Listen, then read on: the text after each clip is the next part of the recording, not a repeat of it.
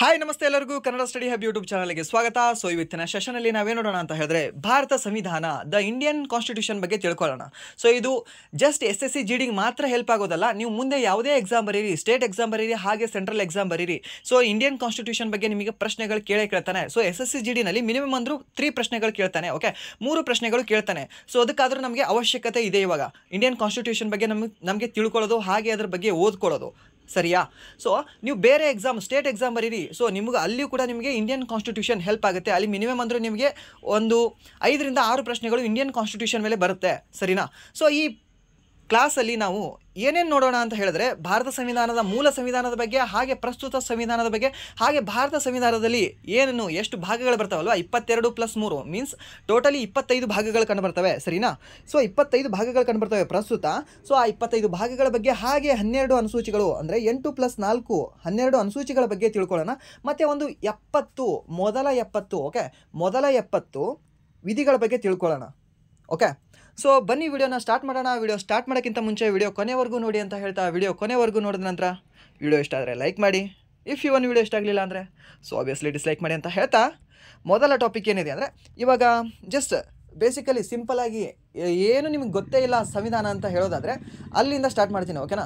So ನಿಮಗೆ ಏನು ಬೇಕು ಎಕ್ಸಾಮ್ ರಿಲೇಟೆಡ್ ಅಷ್ಟೇ ಬೇಕು. ಓಕೆ, ಸೊ ಇಲ್ಲಿ ಏನಿದೆ ಅಂದರೆ ಒಂದು ಬುಕ್ ಇದೆ. ಓಕೆ, ಸಂವಿಧಾನ ಅನ್ನೋದು ಒಂದು ಬುಕ್ ಇದೆ. ಒಂದು ಬುಕ್ಕಿನ ಹೆಸರೇನು ಅಂದರೆ ಸಂವಿಧಾನ. ಓಕೆ, ಅದರ ಮೇಲೆ ಬರೆದಿರ್ತಾರೆ ಸಂವಿಧಾನ ಅಂತ ಬರೆದಿರ್ತಾರೆ. ಓಕೆ, ಏನಂತ ಬರೆದಿರ್ತಾರೆ? ಸಂವಿಧಾನ ಅಂತ ಬರೆದಿರ್ತಾರೆ. ಹಾಗೆ ನಿಮ್ಮ 6th class 10th class book ಅಂತ ಇರ್ತದೆ ನಿಮಗೆ, ಇಂಗ್ಲೀಷ್ ಅಥವಾ ಕನ್ನಡ ಬುಕ್ಕು. ಓಕೆ, ಅದರಲ್ಲಿ ಪಾಠಗಳು ಅಂತ ಇರ್ತವೆ. ಎಷ್ಟು ಪಾಠಗಳು ಇರ್ತವೆ?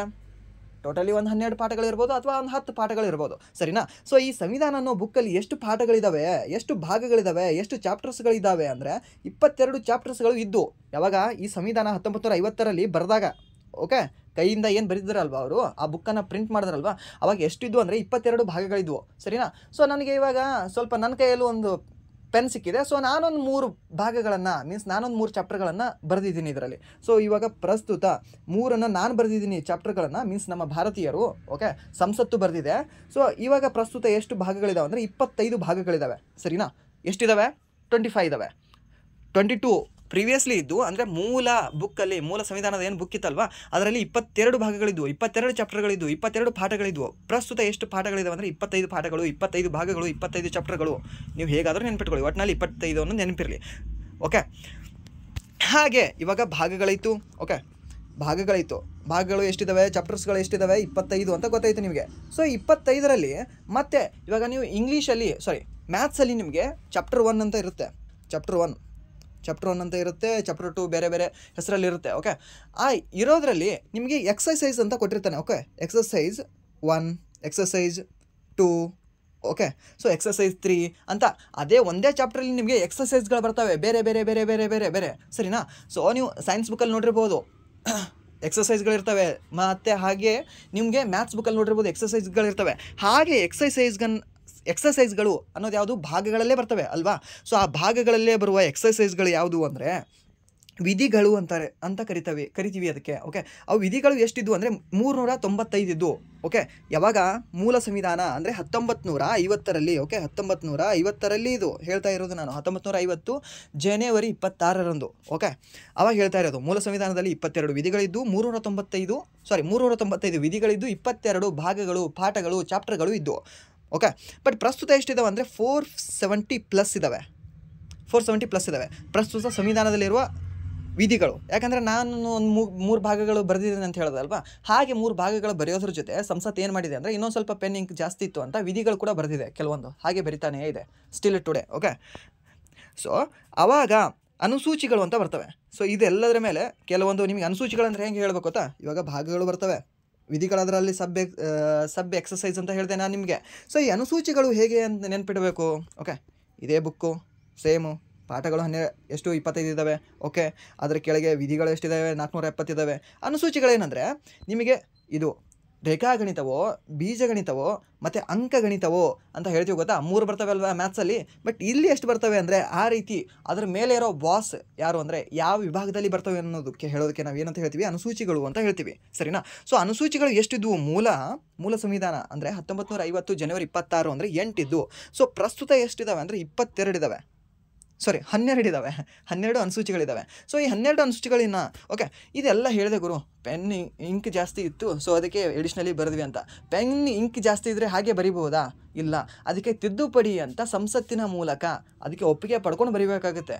ಓಕೆ, ಇವಾಗ ಬುಕ್ ಸ್ವಂತ ನಂದಲ್ಲ, ನನ್ನ ಸ್ವಂತ ಬುಕ್ಕಲ್ಲಿ ನಾನು ಏನು ಬೇಕಾದರೂ ಬರಿತೀನಿ. ಇವಾಗ ನನ್ನ ಫೋನ್ ಇದೆ ಅದು, ಓಕೆ, ನನ್ನ ಮೊಬೈಲ್ ಇದೆ ಇದು, ಈಗ ಬೇಕಾದ್ರೆ ಗೀಚ್ ಹಾಕ್ತೀನಿ ನಾನು, ಇಲ್ಲಿ ಏನಾದರೂ ಬರಿತೀನಿ, ನನ್ನ ಹೆಸರಾದರೂ ಬರಿತೀನಿ, ಓಕೆ, ನನ್ನ ಹೆಸರಾದರೂ ಬರಿತೀನಿ, ಇಲ್ಲಾಂದರೆ ನಿಮ್ಮ ಹೆಸರಾದರೂ ಬರಿತೀನಿ, ಓಕೆ, ಬರಿತೀನಿ.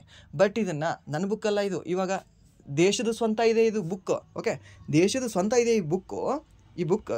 ಬಟ್ ಇದಕ್ಕೆ ನಾನು ಇಲ್ಲಿ ಬರಿಬೇಕಂದ್ರೆ ಆ ಬುಕ್ ಓನರ್ ಯಾರು ಇರ್ತಾರೆ, ಅವ್ರ ಹತ್ರ ನಾನು ಪರ್ಮಿಷನ್ ತೊಗೋಬೇಕಲ್ವಾ, ಅವ್ರ ಹತ್ರ ನಾನು ಹೇಳಬೇಕಲ್ವ ಮೊದಲು. ಸೊ ದೇಶದ ಪರ್ಮಿಷನ್ ತೊಗೊಳಕ್ಕೆ 121 ಕೋಟಿ ಜನರ ಹತ್ರ ಹೋಗೋಕ್ಕಾಗುತ್ತಾ? ಇಲ್ಲ ಅಲ್ವಾ. ಸೊ ಆ 121 ಕೋಟಿ ಜನ ಸಂಸದರಿಗೆ ಆಯ್ಕೆ ಮಾಡಿ ಕಳಿಸಿರ್ತಾರೆ. ಅಂದರೆ ನಮ್ಮ ರೆಪ್ರೆಸೆಂಟೇಟಿವ್ ಇವ ನೋಡಪ್ಪ, ನಮ್ಮ ಬಗ್ಗೆ ಇವನಿದ್ರೇನೋ ಸಂಸತ್ತಿನಲ್ಲಿ ಮಾತಾಡ್ತಾನೆ, ಇವ ನಮ್ಮ ಒಂದು 25 ಲಕ್ಷ ಜನಕ್ಕೆ ಇವ ಒಬ್ಬ ಲೀಡ್ರು ಅಂತ ಕಳಿಸಿರ್ತಾರೆ. ಸೊ ಆ ಎಲ್ಲ ಲೀಡರ್ಗಳದ್ದು ಬಹುಮತ ಒಪ್ಪಿಗೆ ತೊಗೊಂಡು ನಾವು ಏನು ಮಾಡ್ತೀವಿ ಅಂದರೆ ತಿದ್ದುಪಡಿಯನ್ನು ಮಾಡ್ತೀವಿ, ಸರಿನಾ, ತಿದ್ದುಪಡಿಯನ್ನು ಮಾಡ್ತೀವಿ. ಸೊ ಮೂಲ ಸಂವಿಧಾನದಲ್ಲಿ ತಿದ್ದುಪಡಿಗಳೆಷ್ಟಾಗಿದ್ವು? 1950 ಜನವರಿ 26ರಂದು 0 ಇರ್ತವೆ. ಯಾರು ಹೊಸ ಬುಕ್ಕಲ್ಲಿ ಯಾರು ತಿದ್ದುಪಡಿ ಮಾಡ್ತಾರೆ, ಯಾರು ಬರೀತಾರೆ? ಗೀಚ್ ಹಾಕೋಕ್ಕೆ ಮನಸ್ಸೇ ಬರಲ್ಲ. ಬಟ್ ಅದು ಹಳೇದಾದಂಗೆ ಅದರಲ್ಲಿರೋದು ನಮಗೆ ಇಷ್ಟ ಆಗಲ್ಲ, ಚೇಂಜ್ ಮಾಡ್ತೀವಿ, ಗೀಚ್ತೀವಿ, ಬರಿತೀವಿ, ಅಳಿಸ್ತೀವಿ, ಏನೇನೋ ಮಾಡ್ತೀವಿ. ಸೊ ಪ್ರಸ್ತುತ ಹಾಗೆ ಎಷ್ಟು ಮಾಡಿದ್ದೀವಿ ಅಂದರೆ 106 ಸರಿ ಮಾಡಿದ್ದೀವಿ. ಓಕೆ, 106 ಸರಿ ಮಾಡಿದ್ದೀವಿ. 106 ಸರಿ ಮಾಡಿದಾಗೆಲ್ಲ ಇದರ ಯಾರು ಸಂಸತ್ತು ಹೂನೆ ಅಂದಿದೆಯಾ? ಆ ಬುಕ್ ಓನರ್ ಹೂನೆ ಅಂದಿದ್ದಾರಾ? ಇಲ್ಲ, ಟೋಟಲಿ 128 ಸರಿ ಟ್ರೈ ಮಾಡಿದ್ದೀವಿ. 128 ಸರಿದಲ್ಲಿ ಟ್ರೈ ಮಾಡಿದಾಗ 106 ಸರಿ ಸಕ್ಸಸ್ ಆಗಿದೆ.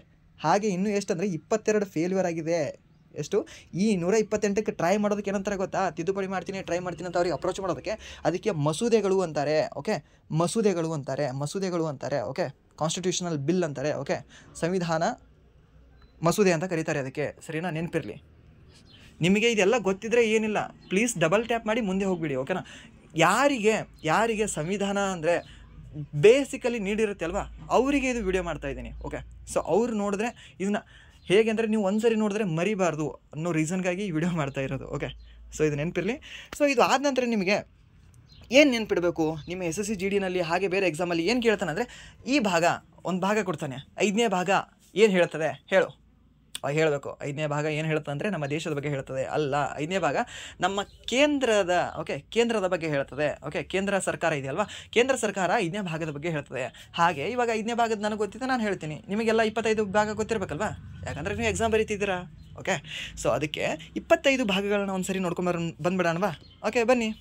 ಸೊ ಏನಿಲ್ಲ, ಮೊದಲ ಭಾಗ ಈಸಿಯಾಗಿ ಹೇಳ್ಕೊಡ್ತೀನಿ ನಿಮಗೆ. ಓಕೆ, ಸೊ ಈ ಭಾಗಗಳನ್ನು ನೋಡೋಕ್ಕಿಂತ ಮುಂಚೆ ಇದಕ್ಕಿಂತ ಒಬ್ಬರು ಬಾಸ್ ಇದ್ದಾರಲ್ಲ, ಇದ್ರ ಮೇಲ್ಗಡೆ ಬಾಸ್ ಯಾರು? 12 ಅನುಸೂಚಿಗಳು. ಅವ್ರಿಗೆ ನೋಡೋಣ ಅಲ್ವಾ, ಅವ್ರಿಗೆ ನೋಡಿದ್ರೆ ಸ್ವಲ್ಪ ಇನ್ನೂ ಈಸಿಯಾಗಿ ಆಗುತ್ತೆ. ಓಕೆ, ಸೊ 12 ಅನುಸೂಚಿಗಳು ಅಂತ ಬರ್ತವೆ. ಸೊ ಇದು ಬೇರೆ ಬೇರೆ ಟೈಪ್ ಮಾಡಿ ಹಾಕ್ಬೋದಾಗಿತ್ತು, ಬಟ್ ಈ ಸ್ಪರ್ಧಾ ವಿಜೇತ ಅನ್ನೋ ಒಂದು ಮ್ಯಾಗ್ಝಿನಲ್ಲಿ, ಹಳೆಯ ಮ್ಯಾಗ್ಝಿನಲ್ಲಿ ಇದು ಕೊಟ್ಟಿದ್ದ. ಸೊ ನೀಟಾಗಿದೆ ಅಂತ ಇದನ್ನು ಹಾಕಿದ್ದೀನಿ. ಓಕೆ, ಸ್ವಲ್ಪ ಬ್ಲರ್ ಆಗಿರ್ಬೋದು, ಬಟ್ ನೀಟಾಗಿದೆ. ಸ್ವಲ್ಪ ನಿಮ್ಮದು HD ಕ್ವಾಲಿಟಿ ಇಟ್ಕೊಂಡು ನೋಡಿ ನೀವು ವಿಡಿಯೋ, ಇದು ಕ್ಲಿಯರಾಗಿ ಕಾಣಿಸುತ್ತೆ. ಓಕೆ, ಸೊ ಇಲ್ಲಿ ಏನಿದೆ ಅಂದರೆ 1ನೇ ಅನುಸೂಚಿ. ಇವಾಗ 1ನೇ ಅನುಸೂಚಿ, ನೀವು ಅನುಸೂಚಿಗಳು 12 ಅನುಸೂಚಿಗಳು ಹೇಗೆ ನೆನ್ಪಿಟ್ಕೋಬೇಕು ಅಂದರೆ ಒಂದು ಕತೆ ಹೇಳ್ತೀನಿ ನಿಮಗೆ. ಓಕೆ, ಆ ಕತೆ ರೀತಿಯೇ ನೆನ್ಪಿಟ್ಕೊಳ್ಳಿ. ಓಕೆ, ಆ ಕತೆ ರೀತಿ ನೆನ್ಪಿಟ್ಕೊಂಡ್ರೆ ನಿಮಗೆ ನೆನಪುಳಿತದೆ. 100% ಹೇಳ್ತಿದ್ದೀನಿ, ನಾನು ಗ್ಯಾರಂಟಿ ಕೊಡ್ತಾ ಇದ್ದೀನಿ, ನೆನಪುಳಿತದೆ. ಓಕೆ, ಏನು ಅಂದರೆ ಇವಾಗ ನೀವು ಹಳ್ಳಿಯವರಾಗಿದ್ದರೆ ನಿಮ್ಗೆ ಗೊತ್ತಿರ್ತದೆ ಏನು ಅಂದರೆ, ನಿಮ್ಮ ತೋಟವನ್ನು, ಓಕೆ, ನಿಮ್ಮ ಹೊಲವನ್ನು ನೀವು ಯಾರಿಗಾದರೂ, ಓಕೆ, ಬೇರೆ ಯಾರಿಗಾದರೂ ನೀವು ಇದು ಹೊಲ ಮಾಡೋಕ್ಕಂತ ಕೊಡ್ತೀರಾ. ಓಕೆನಾ, ಅಂದರೆ ಅವರಿಗೆ ಕೆಲವು ದಿನ ಗುತ್ತಿಗೆ ಅಂತ ಕೊಡ್ತೀರಾ. ಅಂದರೆ ನನಗೆ ಆಗ್ತಾ ಇಲ್ಲಪ್ಪ, ನನಗೆ ಬೇರೆ ಏನೋ ನನಗೆ ಜಾಬ್ ಇದೆ, ನಾನು SSC GD ಆಗಿದ್ದೀನಿ, ನನಗೆ ಇವಾಗ BSFನಲ್ಲಿದ್ದೀನಿ, ನಾನು SSPನಲ್ಲಿದ್ದೀನಿ, ಸೊ ನಾನು ಬೇರೆ ವರ್ಕ್ ಇದೆ ನನಗೆ, ಸೊ ಅದಕ್ಕೆ ನೀನು ಇದು ಹೊಲ ಮಾಡು ಅಂತ ಕೊಡ್ತೀವಿ ನಾವು ಒಬ್ರಿಗೆ ಯಾರಿಗಾದರೂ. ಓಕೆ, ಸೊ ಹೊಲ ಮಾಡೋನಿಗೆ ನಾವು ಕೊಡ್ತೀವಲ್ವಾ, ಸೊ ಅವನಿಗೆ 1ನೇ ಅನುಸೂಚಿನಲ್ಲಿ ನಾವೇನಂತ ಹೇಳ್ತೀವಿ, ನನ್ನ ಹೊಲ 10 ಎಕರೆ ಇದೆ. ಓಕೆ, 10 ಎಕರೆ ಪ್ಲಸ್ ಮತ್ತೆ ಇಷ್ಟು ಅಲ್ಲೊಂದು ಸ್ವಲ್ಪ ಇಲ್ಲೊಂದು ಸ್ವಲ್ಪ ಅಂತ ಬೇರೆ ಕಡೆ, ಇಲ್ಲಿ ಒಂದೇ ಕಡೆ 10 ಎಕರೆ ಇದೆ, ಮತ್ತು ಇಲ್ಲೊಂದು ಸ್ವಲ್ಪ ಇಲ್ಲಿ ಸ್ವಲ್ಪ ಹಾಗೆ 1 ಗುಂಟೆ 2 ಗುಂಟೆ ಹೊಲ ಇದೆ ನಂದು ಅಂತ ಹೇಳ್ತೀವಿ. ಸೊ ಏನು ಅಂದರೆ ಇದು ಭೂಪ್ರದೇಶ, ಏನು ನನ್ನ ಭೂಪ್ರದೇಶ, ನನ್ನ ಆಸ್ತಿ ಇದು. ಓಕೆ, ಸೊ ಹಾಗೆ ದೇಶದ ಆಸ್ತಿ ಯಾವುದು? 28 ರಾಜ್ಯಗಳು ಹಾಗೆ 8 ಕೇಂದ್ರಾಡಳಿತ ಪ್ರದೇಶಗಳು. ಯಾವುದು? ಒಂದು ದೇಶದ 28 ರಾಜ್ಯಗಳು ಹಾಗೆ 8 ಕೇಂದ್ರಾಡಳಿತ ಪ್ರದೇಶಗಳು ದೇಶದ ಆಸ್ತಿ. ಸರಿನಾ? ಸೊ ಅದಕ್ಕೆ 1ನೇ ಅನುಸೂಚಿನಲ್ಲಿ ಮೊದಲು ಏನಂತ ಹೇಳ್ತೀವಿ ನಾವು? ನಂದಿಷ್ಟು ಹೊಲ ಅದ ನೋಡಪ್ಪ ಅಂತ ಹೇಳ್ತೀವಿ. ಸೊ ಹಾಗೆ ನಂದಿಷ್ಟು ದೇಶ ಇಷ್ಟ ಅದ ನೋಡಪ್ಪ ಅಂತ ಹೇಳ್ತೀವಿ. 28 ರಾಜ್ಯಗಳು 8 ಕೇಂದ್ರಾಡಳಿತ ಪ್ರದೇಶಗಳು ಅಂತ. ಓಕೆ, ಸೊ ಆಯಿತು, ಅದನ್ನು ಹೇಳ್ತೀವಿ. ಸೊ ಅವಾಗ ನಮಗೆ ಕೇಳ್ತಾನೆ ಅವನು, ಆಯ್ತಪ್ಪ ಇಷ್ಟೆಲ್ಲ ಹೊಲ ಹೇಳ್ದು, ಹೊಲ ಹೇಳೋಕ್ಕಿಂತ ಅದಾದ ನಂತರ ನನಗೆ ಈಗ ಹೇಳು, ನನಗೆ ಪಗಾರ ಎಷ್ಟು ಕೊಡ್ತೀನಿ ನೀನು? ಹೊಲ ಮಾಡ್ತೀನಿ ನಾನು, ಬಟ್ ಪಗಾರ ಎಷ್ಟು ಕೊಡ್ತಿ ಹೇಳಬೇಕಲ್ವ ಅವನಿಗೆ ನಾವು, ಯಾರಿಗೆ? ಹೊಲ ಮಾಡೋರಿಗೆ. ಸೊ ಎಷ್ಟು ಪಗಾರ ಕೊಡ್ತಿ, ಏನೇನು ಸವಲತ್ತು ನನಗೆ ಕೊಡ್ತಿ ಅಂತ ಅವ್ರಿಗೆ ಏನು ಕೇಳ್ತಾರೆ ಅಲ್ವಾ.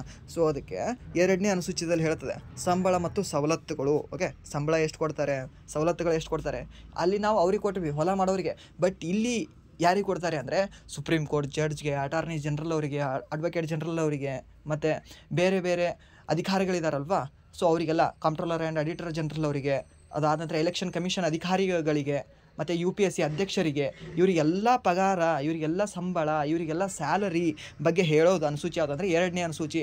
ಆಯಿತು, ಓಕೆ, ಏರಿಯಾದ ಬಗ್ಗೆ ಹೇಳಿದೆ, ಹೊಲದ ಬಗ್ಗೆ ಹೇಳಿದೆ, ಪಗಾರ ಕೊಡೋದು ಹೇಳಿದೆ. ಅದಾದ ನಂತರ ಆಯಿತು, ಅಗ್ರಿಮೆಂಟ್ ಮಾಡಿಸ್ಕೋತೀರಾ ಇಬ್ಬರು. ಆಯ್ತು, ಇಷ್ಟು ವರ್ಷದ ತನಕ ನೀಂದ್ರೇನೋ ಹೊಲ ದುಡಿಬೇಕು, ನಾನು ನಿಮ್ಗೆ ಇಷ್ಟು ವರ್ಷದ ತನಕ ನಿಮ್ಗೆ ಪಗಾರ ಕೊಡ್ತೀನಿ ಅಂತ ಅಗ್ರಿಮೆಂಟ್ ಮಾಡ್ಕೋತೀರಿ. ಅಗ್ರಿಮೆಂಟ್ ಏನಂದರೆ ಪ್ರಮಾಣ ವಚನ. ನಾನು ನಿನ್ನ ಹೊಲದಲ್ಲಿ ಏನೋ ಕೆಟ್ಟದನ್ನು ಮಾಡಲ್ಲ, ಎಲ್ಲ ಒಳ್ಳೆಯದನ್ನು ಮಾಡ್ತೀನಿ, ನಿನ್ನ ಹೊಲದಲ್ಲಿ ಚೆನ್ನಾಗಿ ಬೆಳಿತೀನಿ ಅನ್ನೋ ಪ್ರಮಾಣ ವಚನ ತೊಗೋತಾರೆ. ಎಷ್ಟನೇ ಅನುಸೂಚಿಯಲ್ಲಿ? 3ನೇ ಅನುಸೂಚಿಯಲ್ಲಿ 3ನೇದು. ಓಕೆ, ಹೀಗೆ ನೆನಪಿರಲಿ. ಸೊ ನೆಕ್ಸ್ಟ್ ನಿಮಗೆ ಬೇರೆ ರೀತಿ ನೆನಪುಳಿತು ಅಂದರೆ ಪ್ರಾಬ್ಲಮ್ ಇಲ್ಲ, ಏನು ನೆನಪೇ ಉಳಿಯುವುದಿಲ್ಲ, ಇದು ನೋಡಿದ ನಂತರ ನೆನಪು ಉಳಿಯೋದಿಲ್ಲ ಅಂತ ಅನ್ನೋರಿಗೆ ಹೇಳ್ತಾ ಇದ್ದೀನಿ. ಓಕೆ, ಸೊ ನೆಕ್ಸ್ಟ್ 4ನೇ ಅನುಸೂಚಿ ಏನು ಹೇಳ್ತದೆ ಅಂದರೆ, ಇವಾಗ ಓಕೆ ಹೊಲ ತೋರಿಸಿದ್ವಿ, 1ನೇದು ಎಷ್ಟಿದೆ ಅಂತ, 2ನೇದು ನನ್ನ ಪಗಾರ ಎಷ್ಟದ ಅಂತ ಹೇಳಿದ್ವಿ. ಓಕೆ, 3ನೇದು ಪ್ರಮಾಣ ವಚನವನ್ನು ಮಾಡಿಸ್ಕೊಂಡು ಅಂದರೆ ಅಗ್ರಿಮೆಂಟ್ಗೆ ಸೈನ್ ಕೂಡ ಹಾಕ್ಸ್ಕೊಂಡು, ಅದು ಆದ ನಂತರ ನನ್ನ ಸ್ಥಾನ ಏನು? ಓಕೆ, ನನ್ನ ಸ್ಥಾನ ಏನು ನಿನ್ನ ಹೊಲದಲ್ಲಿ, ಏನೇನು ಮಾಡಬೇಕು ನಾನು? ಓಕೆ, ಎಷ್ಟು ಸ್ಥಾನಗಳು, ನನ್ನ ಸ್ಥಾನ ನಿನ್ನ ಹೊಲದಲ್ಲಿ, ನನ್ನ ಸ್ಥಾನ ಏನು ಅಂತ ಹೊಲ ಮಾಡೋನು ಕೇಳ್ತಾನೆ. ಅಂದರೆ ರಾಜ್ಯಸಭೆಯ ಸ್ಥಾನಗಳು. ಓಕೆ, ರಾಜ್ಯಸಭೆಯಲ್ಲಿ ವಿವಿಧ ರಾಜ್ಯಗಳಿಂದ ಸ್ಥಾನಗಳು. ಅಂದರೆ ಈ ಹೊಲದಾಗ ಎಷ್ಟಿದ್ರೇನೋ ಮಾಡಬೇಕು, ಈ ಹೊಲದಾಗ ಎಷ್ಟು ಮಾಡಬೇಕು, ಈ ಹೊಲದಂದು ಎಷ್ಟು ತೊಗೊಂಡು ಬರಬೇಕು, ಈ ಹೊಲದಂದು ಬೆಳೆ ನನಗೆ ಎಷ್ಟು ಬರ್ತದೆ, ನಿನಗೆಷ್ಟು ಬರ್ತದೆ. ಸೊ ಹೀಗೆ ಹೇಳೋದಕ್ಕೆ ನಾವೇನಂತ ಹೇಳ್ತೀವಿ ಅಂದರೆ, ವಿವಿಧ ರಾಜ್ಯಗಳಿಂದ ರಾಜ್ಯಸಭೆಗೆ ಸ್ಥಾನಮಾನಗಳು. ರಾಜ್ಯಸಭೆ ಅಂತ ಏನಾದರೂ ವರ್ಡ್ ಬಂದರೆ 4ನೇ ಅನುಸೂಚಿ ಅಂತ ನೆನಪು ಬರಬೇಕು ನಿಮಗೆ. ಓಕೆ, 4ನೇ ಅನುಸೂಚಿನಲ್ಲಿ ಏನಂತ ಹೇಳ್ತದೆ ಅಂದರೆ ಸ್ಥಾನಗಳ ಬಗ್ಗೆ ಹೇಳ್ತದೆ. ಓಕೆ, ಸ್ಥಾನಗಳ ಬಗ್ಗೆ ಹೇಳ್ತದೆ. ಈ ಬೇರೆ ಬೇರೆ ಹೊಲ ಇದೆ ಅಂತ ಹೇಳಿದೆ ಅಲ್ವಾ, ಇಲ್ಲಿ ಬೇರೆ ಬೇರೆ ಹೊಲಗಳು, ಇಲ್ಲಿ ಕೇಂದ್ರಾಡಳಿತ ಪ್ರದೇಶಗಳು, ಇವ್ರದ್ದು ಎಲ್ಲದರದ್ದು ಸ್ಥಾನ ಏನು, ನನ್ನ ಸ್ಥಾನ ಏನು, ನಿನ್ನ ಸ್ಥಾನ ಏನು, ಇವ್ರದ್ದು ಎಲ್ಲದರದ್ದು ಸ್ಥಾನ ಇದ್ದರೆ ನಮ್ಮಲ್ಲಿ ಏನಿದೆ ಅಂದರೆ ಯಾವುದಕ್ಕೆ ಎಷ್ಟು ಪ್ರಿಫರೆನ್ಸ್ ಕೊಡಬೇಕು, ಯಾವುದನ್ನು ಹೆಚ್ಚಿಗೆ ನೋಡ್ಕೋಬೇಕು, ಯಾವ ಹೊಲಕ್ಕೆ ನಾನು ಹೆಚ್ಚಿಗೆ ನೀರು ಬಿಡಬೇಕು, ಯಾವುದಕ್ಕೆ ಕಡಿಮೆ ನೀರು ಬಿಡಬೇಕು, ಯಾವುದು ಮಡ್ಡಿ ಅದ, ಯಾವುದು ಕರಿಮಣ್ಣಿನ ಹೊಲ ಅದ, ಯಾವುದು ಎರೆಮಣ್ಣಿನ ಹೊಲ ಅದಂತೆ ಬೇಕಲ್ವಾ. ಸೊ ಅದೆಲ್ಲದರ ಸ್ಥಾನಗಳ ಬಗ್ಗೆ ಹೇಳ್ತದೆ ಯಾವುದು? 4ನೇ ಅನುಸೂಚಿ. ಸೊ ನೆಕ್ಸ್ಟ್ ಏನಿದೆ ಅಂದರೆ 5ನೇ ಅನುಸೂಚಿ ಬರ್ತದೆ. ಅದರಲ್ಲೇ ಇವಾಗ ಎಲ್ಲ ಹೊಲ ಚೆನ್ನಾಗಿರ್ತದ, ಹೊಲ ಎಲ್ಲ ಚೆನ್ನಾಗಿರ್ತದೆ. 10 ಎಕರೆ ಎಲ್ಲ ನೀರಾವರಿ ಇರ್ತದ? ಇರಲ್ಲ. ಕೆಲವೊಂದು ಅದರಲ್ಲೇ ಭೂಮಿ ಹೇಗಿರ್ತದೆ ಅಂದರೆ ಮಡ್ಡಿ ಭೂಮಿ ಇರ್ತದೆ. ಓಕೆನಾ, ಮಡ್ಡಿ ಭೂಮಿ ಅಂದರೆ ಅದು ಗರ್ಸ್ ಇರ್ತದೆ ಅಲ್ಲಿ. ಓಕೆ, ಅಲ್ಲಿ ಎಷ್ಟೇ ನೀವು ನೀರು ಬಿಡಿ ಅದು ಅಲ್ಲಿ ಬೆಳೆ ಚೆನ್ನಾಗಿ ಬರೋದಿಲ್ಲ. ಸೊ ಅದಕ್ಕೆ ಅಲ್ಲಿ ನೀವು ಹೇಗೆ ಮಾಡಬೇಕಾಗುತ್ತೆ ಅಂದರೆ ಸ್ವಲ್ಪ ಗೊಬ್ಬರ, ಯೂರಿಯಾ ಜಾಸ್ತಿ ಹಾಕಬೇಕಾಗುತ್ತೆ, DAP ಜಾಸ್ತಿ ಹಾಕಬೇಕಾಗುತ್ತೆ. ಸೊ ಅದಕ್ಕೆ ಅಷ್ಟು ಹಿಂದುಳಿದ ಆ ಪ್ರದೇಶಕ್ಕೆ ನಾವೇನಂತ ಕರಿತೀವಿ ಅಂದರೆ ಅನುಸೂಚಿತ ಪ್ರದೇಶ ಅಂತ ಕರಿತೀವಿ. ಆ ಅನುಸೂಚಿತ ಪ್ರದೇಶ ಮತ್ತು ಬುಡಕಟ್ಟು ಪ್ರದೇಶದ ಬಗ್ಗೆ ಹೇಳ್ತಾರೆ ಇವಾಗ ಹೊಲದ ಮಾಲಕ. ಸರಿನಾ? ಎಷ್ಟನೇ ಅನುಸೂಚಿದಲ್ಲಿ ಹೇಳ್ತಾರೆ? 5ನೇ ಅನುಸೂಚಿದಲ್ಲಿ ಹೇಳ್ತಾರೆ. ಓಕೆ, ಇದು ಆದ ನಂತರ ನೆಕ್ಸ್ಟು ಇದು ಆಯಿತು, ಅಷ್ಟಾಯಿತು. ಬಟ್ ಅದರಲ್ಲೇ ಇನ್ನೂ ಇದ್ರೇನೋ ಬೇಕಾರಾಗಿರ್ತದೆ ಕೆಲವೊಂದು ಹೊಲ. ಮಡ್ಡಿ ಓಕೆ, ಮಡ್ಡಿದಲ್ಲೇ ಇನ್ನೊಂದು ಕೆಲವು ಮಡ್ಡಿ ಇರ್ತದೆ, ಅದು ಅದಕ್ಕಿಂತ ಬೇಕಾರಾಗಿರ್ತದೆ. ಅಂತಂದರೆ ಅದಕ್ಕಿಂತ ಕೆಟ್ಟದಾಗಿರ್ತದೆ. ಸೊ ಅಲ್ಲಿ ಇನ್ನೂ ಇದಕ್ಕಿಂತ ಸ್ಪೆಷಲ್ ಬೇಕು, ಇದಕ್ಕಿಂತ ಸ್ಪೆಷಲ್ ನೀನಿದ್ರೇನೋ ಬೇರೆ ಬೇರೆ ಕುರಿ ಖಾತ, ಅದಾದ ನಂತರ ಮೀನ್ಸ್ ಕುರಿ ಗೊಬ್ಬರ ಮತ್ತು ಬೇರೆ ಬೇರೆ ಗೊಬ್ಬರ ಹಾಕಬೇಕಾಗುತ್ತೆ ನೀನು ಅಂತ ಹೇಳ್ತಾರೆ. ಓಕೆ, ಸೊ ಅದು ಎಷ್ಟನೇ ಅನುಸೂಚಿಯಲ್ಲಿ ಹೇಳ್ತದೆ ಅಂದರೆ 6ನೇ ಅನುಸೂಚಿಯಲ್ಲಿ, ಅಂದರೆ ಈಶಾನ್ಯ ಪ್ರದೇಶಕ್ಕೆ ಸಂಬಂಧಿಸಿದಂತೆ ಈಶಾನ್ಯ ಪ್ರದೇಶದಲ್ಲಿ 4 ರಾಜ್ಯಗಳಿದ್ದಾವೆ. ಓಕೆ, ಯಾವ 4 ರಾಜ್ಯಗಳು? ATM ಸ್ಕ್ವೇರ್ ಅಂತ ನೆನ್ಪಿಟ್ಕೊಳ್ಳಿ. ಓಕೆ, ATM ಸ್ಕ್ವೇರ್ ಅಂದರೆ ಏನು ಅಂದರೆ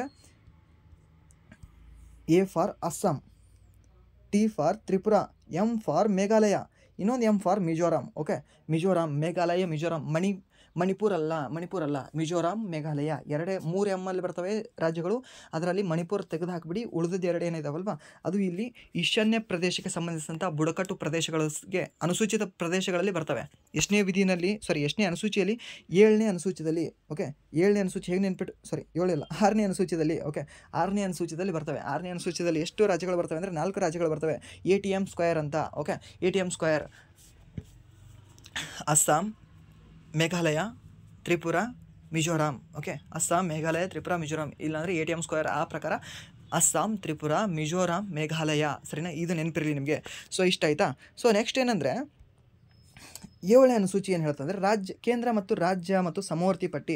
ಓಕೆ, ಇದರಲ್ಲಿ ಹೊಲದಲ್ಲಿ ಏನು ಬೆಳೆ ಬರ್ತದಲ್ವಾ, ಈ ಬೆಳೆ ಬಂದದ್ದು ಕೆಲವೊಂದು ಹೊಲದಲ್ಲಿ ಡಿಸಿಷನ್ ತೊಗೊಳ್ಳೋದು, ಇವಾಗ ಹೊಲದ ಮಾಲಕ ನೀ ತೊಗೋತೋ ಅಥವಾ ಇದ್ರ ಹೊಲ ಮಾಡೋ ನಾ ತೊಗೊಳ್ಳೋ, ಮೀನ್ಸ್ ರಾಜ್ಯದವರು ನಾ ತೊಗೊಳ್ಳೋ ಅಥವಾ ಇಬ್ಬರು ಶೇರ್ ತೊಗೊಳಮು ಅನ್ನೋದ್ರ ಬಗ್ಗೆ ಎಷ್ಟನೇ ಅನುಸೂಚಿಯಲ್ಲಿ ಹೇಳ್ತಂದರೆ 7ನೇ ಅನುಸೂಚಿಯಲ್ಲಿ ಹೇಳ್ತದೆ. 7 ನೀ ಹೇಳು ನೀ ತೊಗೋತೇವೆ ನಾ ತೊಗೊಳ್ಳೋ ಅಥವಾ ಇಬ್ಬರು ತೊಗೊಳ್ಳೋನು, ನೀ ಹೇಳು. ಅದು ಯಾವ ಅನುಸೂಚಿ? 7 ಅನುಸೂಚಿದಲ್ಲಿ ಹೇಳ್ತದೆ. ಸರಿನಾ. ಸೊ ನೆಕ್ಸ್ಟ್ ಏನಂದರೆ 8ನೇ ಅನುಸೂಚಿಯಲ್ಲಿ ಏನು ಹೇಳ್ತಂದರೆ ಭಾಷೆಗಳ ಬಗ್ಗೆ ಹೇಳ್ತದೆ. ಭಾಷೆಗಳು, ಅಧಿಕೃತ ಭಾಷೆಗಳ ಬಗ್ಗೆ ಹೇಳ್ತದೆ. ಸುಮ್ಮನೆ ಎಲ್ಲ ಭಾಷೆಗಳಲ್ಲ, ಚೈನೀಸು, ಮ್ಯಾಂಡ್ರಿನ್ ಎಲ್ಲ ಅಲ್ಲ, ಅಧಿಕೃತ ಭಾಷೆಗಳು ಎಷ್ಟಿದ್ದಾವೆ ಅಂದರೆ ಟೋಟಲ್ 22 ಭಾಷೆಗಳಿದ್ದಾವೆ. ಓಕೆ, 22 ಭಾಷೆಗಳಿದ್ದಾವೆ. ಪ್ರಸ್ತುತ 22 ಭಾಷೆಗಳಿದ್ದಾವೆ. ಸೊ ಪ್ರಸ್ತುತ 22 ಭಾಷೆಗಳಿದ್ದಾವೆ. ಮೂಲ ಸಂವಿಧಾನದಲ್ಲಿ ಎಷ್ಟು ಭಾಷೆಗಳಿದ್ದಾವೆ ಅಂದರೆ 14 ಭಾಷೆಗಳು ಮಾತ್ರ ಇದ್ದವು. ನಾವು ಮುಂದೆ ಆ್ಯಡ್ ಮಾಡ್ಕೊಂಡು ಇವಾಗ 22 ನಾನು ನಿಲ್ಲಿಸಿದ್ದೀವಿ. ಪೆನ್ ಇದೆಯಲ್ವಾ, ತಿದ್ದುಪಡಿ ಮಾಡಬೇಕಷ್ಟೇ. ಓಕೆ, ಸೊ ಅದು ನಮ್ಮ ಭಾರತ ಸಂವಿಧಾನದ ಒಂದು ಮೂಲ ಆಶಯ. ಸರಿಯಾ. ಸೊ ಅಧಿಕೃತ ಭಾಷೆಗಳು. ಓಕೆನಪ್ಪ, ಇಬ್ಬರು ಮಾತಾಡ್ತಾ ಇದ್ದೀವಿ. ಓಕೆ, ಬಟ್ ಯಾರಾದರೂ ಹೊಲಕ್ಕಿದ್ರೆ ಬೇರೆಯವರು ಬಂದರೆ ಅವ್ರ ಜೊತೆ ಯಾವ್ಯಾವ ಭಾಷೆಯಲ್ಲಿ ಮಾತಾಡೋಣ ಹೇಳು ನಾವು ಅಂತ 22 ಭಾಷೆಗಳನ್ನ ಮಾಡ್ಕೊಂಡಿದ್ದಾರೆ ಇವರು ಹೊಲದವರು. ಓಕೆ, ನಾನು ನನ್ನ ಹೊಲ ಮಾಡೋರು ಇಬ್ಬರು. ಓಕೆ, ಸೊ ಅದಾದ ನಂತರ ಇಷ್ಟಾಯಿತು. ಇದೆಲ್ಲ ಮೂಲ ಸಂವಿಧಾನದಲ್ಲಿದ್ದು ಇವು 8 ಕೂಡ. ಓಕೆ, 8 ಕೂಡ. ಸೊ ನೆಕ್ಸ್ಟ್ ಬರ್ತದೆ, ಇವಕ್ಕೇನು ಕಥೆಯ ಮೂಲಕ ನೆನ್ಪಿಟ್ಕೊಳ್ಳೋದು ಬೇಡ, ಇದಕ್ಕೆ ವರ್ಷದ ಮುಖಾಂತರ ನೆನ್ಪಿಟ್ಕೋಬೇಕು, ವರ್ಷದ ಮುಖಾಂತರ. ಸರಿನಾ. ಸೊ 9ನೇ ಅನುಸೂಚಿ ಅಂತ ಬರ್ತದೆ. ಈ 9ನೇ ಅನುಸೂಚಿ ಅದಕ್ಕೆ ಸಂಬಂಧಿಸಿದ್ರೆ ಭೂ ಸುಧಾರಣೆಗೆ. ಆಯ್ತಪ್ಪ, ಎಲ್ಲ ಓಕೆ. ಇವಾಗಿದ್ರೆ ಈ ಭೂಮಿಯನ್ನು ನೀನು ಹೇಳಿದೆ, ಬಟ್ ಇದಕ್ಕೆ ಸುಧಾರಣೆ ಮಾಡಬೇಕಾಗ್ಯದ ನಾವು ಇವಾಗ 9ನೇ ಅನುಸೂಚಿ ಪ್ರಕಾರ. ಭೂಮಿಯನ್ನು ಏನಿದೆಯಲ್ಲ ಇದಕ್ಕೆ ಸುಧಾರಣೆ ಮಾಡಮಿ, ಲೆವೆಲಿಂಗ್ ಮಾಡಿಸೋನು, ಅದಾದ ನಂತರ ಗೊಬ್ಬರ ಹಾಕ್ಸೋನು, ಎರಿ ಮಣ್ಣು ತಂದು ಹಾಕ್ಸೋನು, ಕೆಂಪು ಮಣ್ಣು ತಂದು ಹಾಕ್ಸೋನು, ಒಟ್ಟಿನಲ್ಲಿ ಹೊಲ ಇದ್ರೇನೋ ಫುಲ್ ಬೆಂಕಿ ಮಾಡೋನು ಅಂತ ಹೇಳ್ತಾರೆ. ಓಕೆ, ಸೊ ಅದು ಭೂ ಸುಧಾರಣೆ ಬಗ್ಗೆ ಹೇಳ್ತದೆ. ಈ ಭೂ ಸುಧಾರಣೆ ಎಷ್ಟನೇ ತಿದ್ದುಪಡಿ ಮುಖಾಂತರ ಮಾಡಿದ್ರು ಅಂದರೆ 1ನೇ ತಿದ್ದುಪಡಿ 1951 ಜುಲೈ 18ರಂದು. ಓಕೆ, ಜುಲೈ 18ರಂದು ಫಸ್ಟ್ ಟೈಮ್ ತಿದ್ದುಪಡಿ ಆಗ್ತದೆ ರೀ ಇಡೀ ಸಂವಿಧಾನ ಬುಕ್ಕಿಗೆ. ಫಸ್ಟ್ ಟೈಮ್ ಅಲ್ಲಿ ಗೀಚ್ ಹಾಕಿದ್ದು ಯಾವಾಗ ಗೊತ್ತಾ, ಬರ್ದದ್ದು ಯಾವಾಗ ಗೊತ್ತಾ, ಎಡಿಷ್ನಲಿ 1951 ಜುಲೈ 18ರಂದು ಫಸ್ಟ್ ಟೈಮ್ ತಿದ್ದುಪಡಿ ಮಾಡಿ ಬರೀತಾರೆ. ಏನಂತ ಬರೀತಾರೆ ಇಲ್ಲಿ ನೋಡಿ, ಬರೀತಾರೆ ಏನಂತ ಬರೀತಾರೆ, ಭೂ ಸುಧಾರಣೆ ಅಂತ ಬರೀತಾರೆ. ಸರಿನಾ. ಮೊದಲ ತಿದ್ದುಪಡಿ ಯಾವುದು ಅಂದರೆ ಭೂ ಸುಧಾರಣೆ ಅಂತ ಬರೀತಾರೆ. ಎಷ್ಟರಲ್ಲಿ? 1951ರಲ್ಲಿ. ಸರಿನಾ, 1951ರಲ್ಲಿ. ಸೊ ನೆಕ್ಸ್ಟ್ ಏನಂದರೆ 1951ರಲ್ಲಿ ಓಕೆ ಅದಾಯಿತು, ಭೂ ಸುಧಾರಣೆ ಮಾಡಿದ್ವಿ. ಎಲ್ಲ ಭೂ ಸುಧಾರಣೆ ಮಾಡಿದ್ವಿ, ನಿನಗೆ ಇಷ್ಟೆಲ್ಲ ಮಾಡ್ಕೊಡ್ತೀನಿ, ಬಟ್ ನೀ ಹೊಲ ಮಾಡೋ ಏನಾರ ನನ್ನ ಹೊಲ ಬಿಟ್ಟು ಇನ್ನೊಬ್ರು ಹೊಲ ಚಲೋ ಕಾಣಿಸ್ಲಿಕತ್ತ ಅಂತ ಹೇಳಿ ಅವ್ರ ಹೊಲಕ್ಕೆ ನೀ ಪಕ್ಷಾಂತರ ಹೋದೆ ಅಂದರೆ ಓಕೆ, ನಾನು ಇವಾಗ XYZ ಪಾರ್ಟಿನಲ್ಲಿದ್ದೀನಿ, ನನ್ನ ಹೊಲ XYZ ಪಾರ್ಟಿ ಇದೆ, ಬಟ್ ನಿನಗೆ ಇದಕ್ಕಿಂತ ಚೆನ್ನಾಗಿರೋದು ಯಾವುದೋ ಒಂದು ಸಿಕ್ತಂದ್ರೆ ಅಲ್ಲಿ ಓಡಿ ಹೋಗ್ಲಿಕ್ಕತ್ತಂದರೆ ಆಸೆ ಅವ್ರು ತೋರಿಸ್ತಾರಂದರೆ ಓಕೆ, ಆಪ್ರೇಷನ್ ಡ್ಯಾಶ್ ಅಂತ ಮಾಡ್ತಿದ್ದಾರಲ್ವ ಇವಾಗೆಲ್ಲ. ಓಕೆ, ಆ ರೀತಿ ಏನಾದರೂ ಮಾಡಿದಾಗ ನೀನು ಹೋದೆ ಅಂದರೆ, ಸೊ ಅದಕ್ಕೆ ನೀನು ಹೋದೆ ಅಂದರೆ ನಾವು 3ರಿಂದ ನೀನು ಬಹಿಷ್ಕಾರ ಮಾಡ್ತೀವಿ, ಪಕ್ಷಾಂತರ ನಿಷೇಧ ಮಾಡ್ತೀವಿ ಅಂತ 10ನೇ ಅನುಸೂಚಿಯಲ್ಲಿ ಹೊಲ ಮಾಲಕ್ ಹೇಳ್ತಾನೆ ಅವರಿಗೆ, ಯಾರಿಗೆ ಹೊಲ ಮಾಡಿದವನಿಗೆ ಪಕ್ಷಾಂತರ ನಿಷೇಧ ಮಾಡ್ತೀವಿ, ನಿನಗೆ ಕಿತ್ತಾಕ್ಬಿಡ್ತೀವಿ ಇಲ್ಲಿಂದ ಅಂತ. ಓಕೆ, ಸೊ ಇದು ಪಕ್ಷಾಂತರ ನಿಷೇಧ ಬಗ್ಗೆ ಹೇಳ್ತದೆ. ಯಾವುದು? 10ನೇ ಅನುಸೂಚಿ. ಅದಾದ ನಂತರ 11ನೇದು ಏನು ಹೇಳ್ತಾ ಅಂದರೆ ಪಂಚಾಯತಿ. 12 ಮುನ್ಸಿಪಾಲಿಟಿ ಬಗ್ಗೆ ಹೇಳ್ತದೆ. ಸೊ ಇದಕ್ಕೆ 2 ಕಥೆ ಏನು ಬೇಡ, ಈ ರೀತಿ ನೆನ್ಪಿಟ್ಕೊಳ್ಳಿ. ಓಕೆ, ಸೊ ಯಾಕೆ ಇದು ಒಂದು ಫಾರ್ಮೆಟ್ ಹೇಳಿದೆ ಅಂದರೆ ನಿಮಗೆ ಇಲ್ಲಿ 12 ಇದ್ದಾವೆ, ನೆನ್ಪಿಟ್ಕೊಳ್ಳೋದು ದೊಡ್ಡ ಪ್ರಾಬ್ಲಮ್ ಅಲ್ಲ. ಬಟ್ ನಿಮಗೆ ಏನಾಗುತ್ತೆ ಗೊತ್ತಾ, ಸೊ ಇದನ್ನು ನೀವು ಭಾಳ ಸರಿ ಬರೀಬೇಕಾಗತ್ತೆ ರೀ. ಇನ್ನೊಂದೇನೆಂದರೆ ಕನ್ಫ್ಯೂಷನ್ ಆಗುತ್ತೆ, ಎಕ್ಸಾಮಲ್ಲಿ ಕನ್ಫ್ಯೂಷನ್ ಆಗುತ್ತೆ. ಒಂದಾದ ನಂತರ ಒಂದು ಬಂದರೆ ನಿಮಗೆ ಆ ಎಕ್ಸಾಮಲ್ಲಿ ಎಲಿಮಿನೇಟ್ ಮಾಡೋಕ್ಕೆ ಚಾನ್ಸಸ್ ಸಿಗುತ್ತೆ. ಸರಿನಾ. ಸೊ ಇಲ್ಲಿ ನಿಮಗೆ ಏನು ಹೇಳಿದೆ ಅಂದರೆ ಇದು 1ನೇ ತಿದ್ದುಪಡಿ ಅಂತ ಹೇಳಿದೆ. ಈ ಪಕ್ಷಾಂತರ ನಿಷೇಧ 52ನೇ ತಿದ್ದುಪಡಿ. ಓಕೆ, 52ನೇ ತಿದ್ದುಪಡಿ. ಇದು ಪಂಚಾಯಿತಿ 73ನೇ ತಿದ್ದುಪಡಿ. ಓಕೆ, ನಿಮಗೆ ನೀಟಾಗಿ ಬರೀಲಿ ಅಲ್ಲಿ. ಓಕೆ, ಇದು 9ನೇ ಅನುಸೂಚಿ ಇದೆ, 10ನೇ ಅನುಸೂಚಿ ಇದೆ, 11ನೇ ಅನುಸೂಚಿ ಇದೆ, 12ನೇ ಅನುಸೂಚಿ ಇದೆ ಅಲ್ವಾ. ಸೊ ಈಸಿಯಾಗಿ ನೆನ್ಪೊಳಿಬೇಕಲ್ವಾ. ಇದು ಎಷ್ಟನೇ ತಿದ್ದುಪಡಿ ಅಂತ ಕೇಳ್ತಾನೆ. ಭೂ ಸುಧಾರಣೆ ಬಗ್ಗೆ ಎಷ್ಟನೇ ತಿದ್ದುಪಡಿ? 1ನೇ ತಿದ್ದುಪಡಿ. ಇದು 2 ಅಂತ ಬರ್ಕೋತೀನಿ, ನನ್ನ ಇಷ್ಟ. ಇದು 3 ಅಂತ ಬರ್ಕೋತೀನಿ, ನನ್ನ ಇಷ್ಟ ರೀ. ನಾನು ಮೊಬೈಲ್ ಇದೆ, ನಾನು ಬರ್ಕೋತೀನಿ. ಇದು 4 ಅಂತ ಬರ್ಕೋತೀನಿ. ಯಾಕೆ ಬರ್ಕೋತೀನಿ ಗೊತ್ತಾ, ಇದು 1ನೇ ತಿದ್ದುಪಡಿ. ಓಕೆ, ಇಲ್ಲಿ 2 ಅಂತ ಇದೆಯಲ್ವಾ, ಇಲ್ಲಿ 5 ಹಾಕಿಬಿಡಿ, 52ನೇ ತಿದ್ದುಪಡಿ ಆಗುತ್ತೆ. ಇದು 3ನೇದು ತಿದ್ದುಪಡಿ ಮಾಡಿ ಹಾಕಿದಾರಲ್ವಾ ಈ ಅನುಸೂಚಿ, 11ನೇ ಅನುಸೂಚಿ, ಇದಕ್ಕೆ 7 ಹಾಕಿಬಿಡಿ, 73 ತಿದ್ದುಪಡಿ ಆಗುತ್ತೆ. ಇದಕ್ಕೆ ಇಲ್ಲಿ ಒಂದು 7 ಹಾಕಿಬಿಡಿ, 74ನೇ ತಿದ್ದುಪಡಿ ಆಗಿಬಿಡುತ್ತೆ. ಇವೆರಡು ಎಷ್ಟರಲ್ಲಿ ಮಾಡ್ತಾರೆ ಅಂದರೆ 1992ರಲ್ಲಿ ಮಾಡ್ತಾರೆ. ಓಕೆ, 1992ರಲ್ಲಿ. ಇದು ಪಕ್ಷಾಂತರ ನಿಷೇಧ ತಿದ್ದುಪಡಿ ಇದೆಯಲ್ವಾ, ಮೀನ್ಸ್ 52ನೇ ತಿದ್ದುಪಡಿ, ಇದು ಎಷ್ಟರಲ್ಲಿ ಮಾಡ್ತಾರೆ ಅಂದರೆ 1985ರಲ್ಲಿ ಮಾಡ್ತಾರೆ. ಯಾರು ಮಾಡ್ತಾರೆ ಅಂದರೆ ರಾಜೀವ್ ಗಾಂಧಿ ಮಾಡ್ತಾರೆ. ಓಕೆ, ರಾಜೀವ್ ಗಾಂಧಿ ಮಾಡ್ತಾರೆ, ನಮ್ಮ ಪಕ್ಷದಿಂದ ಯಾರು ಎದ್ದು ಹೋಗಬಾರ್ದು ಅಂತ. ಓಕೆ, ಸೊ ಇದು 8 ಅನುಸೂಚಿಗಳು ನೆನಪುಳಿತಾವ. ಒಂದು ಸರಿ ಸ್ಕ್ರೀನ್ಶಾಟ್ ತೊಗೊಳ್ಳಿ, ಇಲ್ಲಾಂದರೆ ಬರ್ಕೊಳ್ಳಿ. ಓಕೆ, ಒಂದು ಸರಿ ಸ್ಕ್ರೀನ್ಶಾಟ್ ತೊಗೊಳ್ಳಿ, ಇಲ್ಲಾಂದರೆ ಬರ್ಕೊಳ್ಳಿ. ಸೊ ಯೂಸ್ಫುಲ್ ಆಗುತ್ತೆ. ಸೊ ಇಲ್ಲಿ ಬರೋಣ ರಿಟರ್ನ್ ಏನಂದರೆ ಭಾಗಗಳು ಅಂತ ಬಂದು ನಿಮಗೆ. ಓಕೆ, ಪಾಠಗಳ ಹೆಸರು ನೋಡ್ಕೋತಾ ಹೋಗ್ಬಿಡೋಣ. ಓಕೆ, ಪಾಠಗಳ ಹೆಸರು ಯಾವುದ್ಯಾವುದಿದೆ ಅಂದರೆ ಫಸ್ಟ್ ಪಾಠದ ನಂಬರ್ ಇದೆ, ಪಾಠದ ವಿಷಯ ಏನು, ಪಾಠದಲ್ಲಿ ಯಾವುದು ಅದರ ಹೆಸರೇನಿದೆ ಅಂತ ಕೊಟ್ಟಿದೆ. ಆ ಪಾಠದಲ್ಲಿ ಸಬ್ ಆರ್ಟಿಕಲ್ ಮೀನ್ಸ್ ಏನು, ಸಬ್ ಎಕ್ಸಸೈಸ್ ಯಾವ್ದು ಇದ್ದಾವೆ ಇವಾಗ ಹೇಳಿದೆ ಅಲ್ವಾ. 1.1, 1.2, 1.3 ಎಕ್ಸಸೈಸ್ 1.4, 1.5, 2.5 ಈ ರೀತಿ ಬರ್ತಾವಲ್ವಾ. ಸೊ ಆ ರೀತಿ ಈ 395 ಆರ್ಟಿಕಲ್ ಇದಾವಲ್ವಾ, ಇವುಗಳನ್ನು ಡಿವೈಡ್ ಮಾಡಿ ಇದೇ ಭಾಗದಲ್ಲಿ ಸೇರಿಸ್ಬಿಟ್ಟಿದ್ದೀವಿ. ಯಾವ್ಯಾವ ಭಾಗದಲ್ಲಿ ಯಾವ್ಯಾವ ಆರ್ಟಿಕಲ್ ಇದ್ದಾವೆ ಅಂತ ನೋಡ್ಕೋತ ಹೋಗ್ಬಿಡೋಣ. ಒಂದೇದೇನಿಲ್ಲ, ಭಾರತದ ಭೂ ಪ್ರದೇಶದ ಬಗ್ಗೆ ಹೇಳುತ್ತದೆ. ಓಕೆ, ಭಾರತ ಇದೆಯಪ್ಪ, ಇದು ನಮ್ದು ಇಷ್ಟು ಎಕರೆ ಹೊಲ ಅದ, ನಂದು ಇಷ್ಟು ಎಕರೆ ಇದ್ರ ಭೂಮಿ ಅದ, ನಂದು ಇಷ್ಟು ಎಕರೆ ದೇಶ ಅದ ಅಂತ ಹೇಳ್ತೀವಿ. ಎಕರೆದಲ್ಲಿ ಹೇಳ್ತೀವ? ಇಲ್ಲ. 32,87,263 ಚದರ ಕಿಲೋಮೀಟರ್ ಭೂಮಿ ಅದೇ ನಂದು ಭಾರತ ದೇಶದ್ದು ಅಂತ ಹೆಮ್ಮೆಯಿಂದ ಹೇಳ್ಕೊತೀವಿ.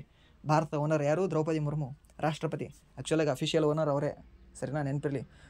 ಸಂಸತ್ತು ಒಂದು ಕಡೆ ಆದರೆ ಅಫಿಷಿಯಲ್ ಓನರ್ ಯಾರು ಅಂದರೆ ನಮ್ಮ ಭಾರತ ದೇಶಕ್ಕೆ ಪ್ರೈಮ್ ಮಿನಿಸ್ಟರ್. ಬಟ್ ಒಂದು ರೀತಿ ಉತ್ಸವ ಮೂರ್ತಿ ಥರ ಅವರು, ಹೆಸರಿಗಿಷ್ಟೇ. ಬಟ್ ಅವ್ರ ಕೈಯಾಗ ಏನೂ ಅಧಿಕಾರ ಇರಲ್ಲ, ಎಲ್ಲ ಇದ್ರ ಪ್ರಧಾನಮಂತ್ರಿ, ಹಾಗೆ ಅವನ ಕೈಯಲ್ಲಿರುವ ಯಾರು ಮಂತ್ರಿಮಂಡಲಕ್ಕೆ ಅಧಿಕಾರ ಇರ್ತದೆ, ಸರಿನಾ? ಉತ್ಸವ ಮೂರ್ತಿ ಅಂತ ಯಾರಿಗೆ ಕರಿತೀವಿ ನಾವು ಭಾರತ ಸಂವಿಧಾನದಲ್ಲಿ ಅಂತ ಏನಾದರೂ ಕೇಳಿದ್ರೆ ಪ್ರೆಸಿಡೆಂಟ್ ಅಂತ ಹೇಳಬೇಕಾಗುತ್ತೆ, ಭಾರತ ಅಧ್ಯಕ್ಷರು ಅಂತ ಹೇಳಬೇಕಾಗುತ್ತೆ, ಸರಿನಾ? ಆಟ ಕುಂಟು ಲೆಕ್ಕಕ್ಕಿಲ್ಲ ಅಂತ ಹೇಳಿದ್ರು ಕೂಡ ಅವರೇ ಅಂತ ಹೇಳಬೇಕಾಗುತ್ತೆ, ಸರಿನಾ? ಜಸ್ಟ್ ಹೇಗೆ ಅಂದರೆ ಅವರು ಸುಮ್ಮನೆ ಸೈನ್ ಮಾಡೋಕ್ಕೆ, ಸುಮ್ಮನೆ ಇವ್ರದ್ದು ಕೇಳೋಕ್ಕೆ, ಇವ್ರ ಸಲಹೆ ತೊಗೊಳಕ್ಕೆ ಇದ್ದಾರೆ ಅವರು. ಸುಮ್ಮನೆ ಅಂದರೆ ಅಫಿಷಿಯಲಾಗಿ ಅವ್ರು ಏನೂ ಮಾಡೋದಿಲ್ಲ. ಬಟ್ ಎಲ್ಲ ಇದ್ರೆ ಇವ್ರ ಹೇಳಿಕೆಯಿಂದನೇ, ಇವ್ರ ಸಜೆಷನ್ನಿಂದನೇ ಆಗ್ತದೆ. ಯಾರ ಸಜೆಷನಿಂದ? ಸಂಸತ್ತು ಹಾಗೆ ಪ್ರಧಾನಮಂತ್ರಿಯ ಸಜೆಷನ್ನಿಂದನೇ ಆಗ್ತದೆ, ಸರಿನಾ? ನೆನಪಿರಲಿ ಇದು ನಿಮಗೆ. ಓಕೆ, ಇದನ್ನು ಕೂಡ ಪ್ರಶ್ನೆಯನ್ನು ಸ್ಟೇಟ್ ಎಕ್ಸಾಮಲ್ಲಿ ಕೇಳಿದ್ದಾನೆ. ಸೊ ಇಲ್ಲಿ ಏನು ಹೇಳ್ತಾ ಅಂದರೆ, ಮೊದಲು ಪ್ರದೇಶದ ಬಗ್ಗೆ ಹೇಳಿತು, ಅದರಲ್ಲಿ ಎಷ್ಟೇ ವಿಧಿ ಇದೆ ಅಂದರೆ 1ರಿಂದ 4ನೇ ವಿಧಿಗಳಿದ್ದಾವೆ, ಸರಿನಾ? 1ರಿಂದ 4ನೇ ವಿಧಿ 1ನೇ ಭಾಗದಲ್ಲಿ ಹೇಳ್ತದೆ. ಯಾವುದು? ಒಕ್ಕೂಟ ಮತ್ತು ಅದರ ಪ್ರದೇಶ. ಏನು 28 ರಾಜ್ಯಗಳು, 8 ಕೇಂದ್ರಾಡಳಿತ ಪ್ರದೇಶಗಳಿದಾವಲ್ವ, ಅದೆಲ್ಲದರ ಬಗ್ಗೆ ಹೇಳೋದು ಯಾವುದು ಅಂದರೆ 1ನೇ ಭಾಗ. ಹಾಗೆ 2ನೇ ಭಾಗ ದೇಶದಲ್ಲಿದ್ರೇನೋ ಎಷ್ಟು ಎಕರೆ ಹೊಲ ಅದ ಅಂತೆಲ್ಲ ಹೇಳತ್ತು. ಓಕೆ, ದೇಶದಲ್ಲಿ ಇರಬೇಕಲ್ವ, ನಿನಗೊಂದು ಗುರುತು ಬೇಕಲ್ವ, ಪೌರತ್ವ. ನಾನು ಇದೇ ಭಾರತವನು ಇದ್ದೇನೆ ಅಂತ. ಇಲ್ಲ ಬೇರೆ ಯಾರೋ ಬಂದಿದ್ರೆ ನಾನು ಇಲ್ಲಿ ಭಾರತವನು ಇದ್ದೀನಿ ಅಂತ ಹೇಳೋಕ್ಕಾಗುತ್ತಾ? ಇಲ್ಲ. ಸೊ ಅದಕ್ಕೆ ಪೌರತ್ವ ಅನ್ನೋದು ಬೇಕಾಗ್ತದೆ, ಅಂದರೆ ಸಿಟಿಜನ್ಶಿಪ್ ಅನ್ನೋದು ಬೇಕಾಗ್ತದೆ. ಸೊ ಆ ಸಿಟಿಜನ್ಶಿಪ್ ಬಗ್ಗೆ, ಪೌರತ್ವದ ಬಗ್ಗೆ, ನಾನು ಇಲ್ಲಿಯವನೇ ಅಂತ, ನಾನು ಇಲ್ಲೇ ಹುಟ್ಟಿದ್ದೀನಿ, ನನ್ನ ತಂದೆ ತಾಯಿ ಇಲ್ಲಿಯವರೇ, ನನ್ನ ಮೂಲ ಇಲ್ಲಿದೆ, ಅಥವಾ ನನ್ನ ಭಾರತ ದೇಶ ನನ್ನ ದೇಶದ ಮೇಲೆ ಆಕ್ರಮಣ ಮಾಡಿ ನನಗೂ ಭಾರತ ದೇಶವನ್ನಾಗೆ ಮಾಡ್ಕೊಂಡ್ಬಿಟ್ಟಿದೆ ಅಂತ ಹೇಳುವ ವಿಧಿ ಯಾವುದು ಅಂದರೆ ಭಾಗ 2. ಓಕೆ, ಭಾಗ 2 ಅದ್ರ ಬಗ್ಗೆ ಭಾಗ 2 ಹೇಳ್ತದೆ, ಸರಿನಾ? ಸೊ ನೆನಪಿರಲಿ ನಿಮಗೆ. ಸೊ ನೆಕ್ಸ್ಟ್ ಏನಂದರೆ, ಓಕೆನಪ್ಪ, ಭಾರತ ಭೂ ಪ್ರದೇಶ ಹೇಳಿದೆ, ಅಲ್ಲಿ ಏನೋ ಪೌರತ್ವದ ಬಗ್ಗೆ ಹೇಳಿದೆ. ನಾ ಪೌರತ್ವ ತೊಗೊಂಡಿನ ನನಗೇನಾದರೂ ದೇಶ ಕೊಡಬೇಕಲ್ವಾ? ಓಕೆ, ಕೊಟ್ಟಿದೆ. ಏನು ಕೊಟ್ಟಿದೆ? ಮೂಲಭೂತ ಹಕ್ಕುಗಳು ಕೊಟ್ಟಿದೆ. ಎಷ್ಟು ಕೊಟ್ಟಿತ್ತು? ಮೂಲ ಸಂವಿಧಾನದಲ್ಲಿ 7 ಮೂಲಭೂತ ಹಕ್ಕುಗಳು ಕೊಟ್ಟಿತ್ತು.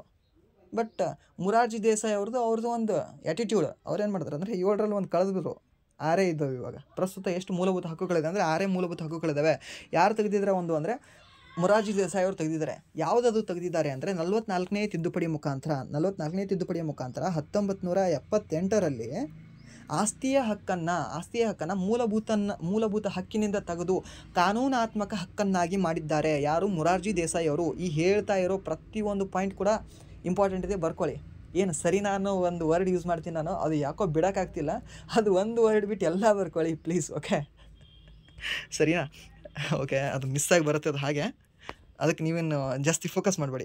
ಸೊ ಇಲ್ಲಿ ಮೂಲಭೂತ ಹಕ್ಕುಗಳು, ದೇಶ ನಿಮಗೆ ಏನು ಕೊಡ್ತದೆ ಅಂದರೆ ಮೂಲಭೂತ ಹಕ್ಕುಗಳು ಕೊಡ್ತದೆ. ಎಲ್ಲಿಂದ ಎಲ್ಲಿವರೆಗೂ ಹೇಳಿದ್ದಾರೆ ಅಂದರೆ 12ರಿಂದ 35ನೇ ವಿಧಿನಲ್ಲಿ ಹೇಳಿದ್ದಾರೆ. ಸೊ ಇದು ಒಂದು ಕೇಳ್ತಾನೆ ನೋಡ್ರಿ, ಇವೇನಿದು ಇಷ್ಟಿದಾವಲ್ವಾ, ಇವು ಯಾವ ಭಾಗದಲ್ಲಿ ಬರ್ತವೆ ಅಂತ ಕೇಳ್ತಾನೆ. ಇವಾಗ ಇದು ಕೊಡ್ತಾನೆ, ಒಕ್ಕೂಟ ಮತ್ತು ಅದರ ಭೂ ಪ್ರದೇಶ ಭಾಗ 1ರಲ್ಲಿ ಹೇಳಿದ್ದಾರೆ. ಅದರಲ್ಲಿ ಯಾವ್ಯಾವ ವಿಧಿಗಳು ಬರ್ತವೆ? 1ರಿಂದ 4, 2ನೇದರಲ್ಲಿ 5ರಿಂದ 11, 3ನೇದರಲ್ಲಿ 12ರಿಂದ 35, 4ನೇದರಲ್ಲಿ 36ರಿಂದ 51. ಇಷ್ಟು ನೆನಪಿಟ್ಕೊಂಡ್ಬಿಡ್ರಿ ಸಾಕು. ಬೇರೆ ಏನು ನಿಮಗೆ ಎಡಿಷ್ನಲಾಗಿ ಇದು ರಾಜ್ಯ ಸರ್ಕಾರದ, ಕೇಂದ್ರ ಸರ್ಕಾರ ಇದೆಯಲ್ವಾ, ಒಕ್ಕೂಟ ಸರ್ಕಾರ. ಸೊ ಈ ಒಕ್ಕೂಟ ಅಥವಾ ಕೇಂದ್ರ ಸರ್ಕಾರದ ಬಗ್ಗೆ ಇದ್ರದ್ದು 52ರಿಂದ 151 ಇದೇನು ಕೇಳೋದಿಲ್ಲ ನಿಮ್ಮ ಮ್ಯಾಕ್ಸಿಮಮ್. ಬಟ್ ಕೇಳಿದ್ರು ಕೂಡ ನಿಮಗೆ ಇಲ್ಲಿ 51 ಅಂತ ಗೊತ್ತಿರುತ್ತೆ. ಸೊ ನೆಕ್ಸ್ಟ್ ನಂಬರ್ ಯಾವುದು? 52 ಇರ್ತದೆ.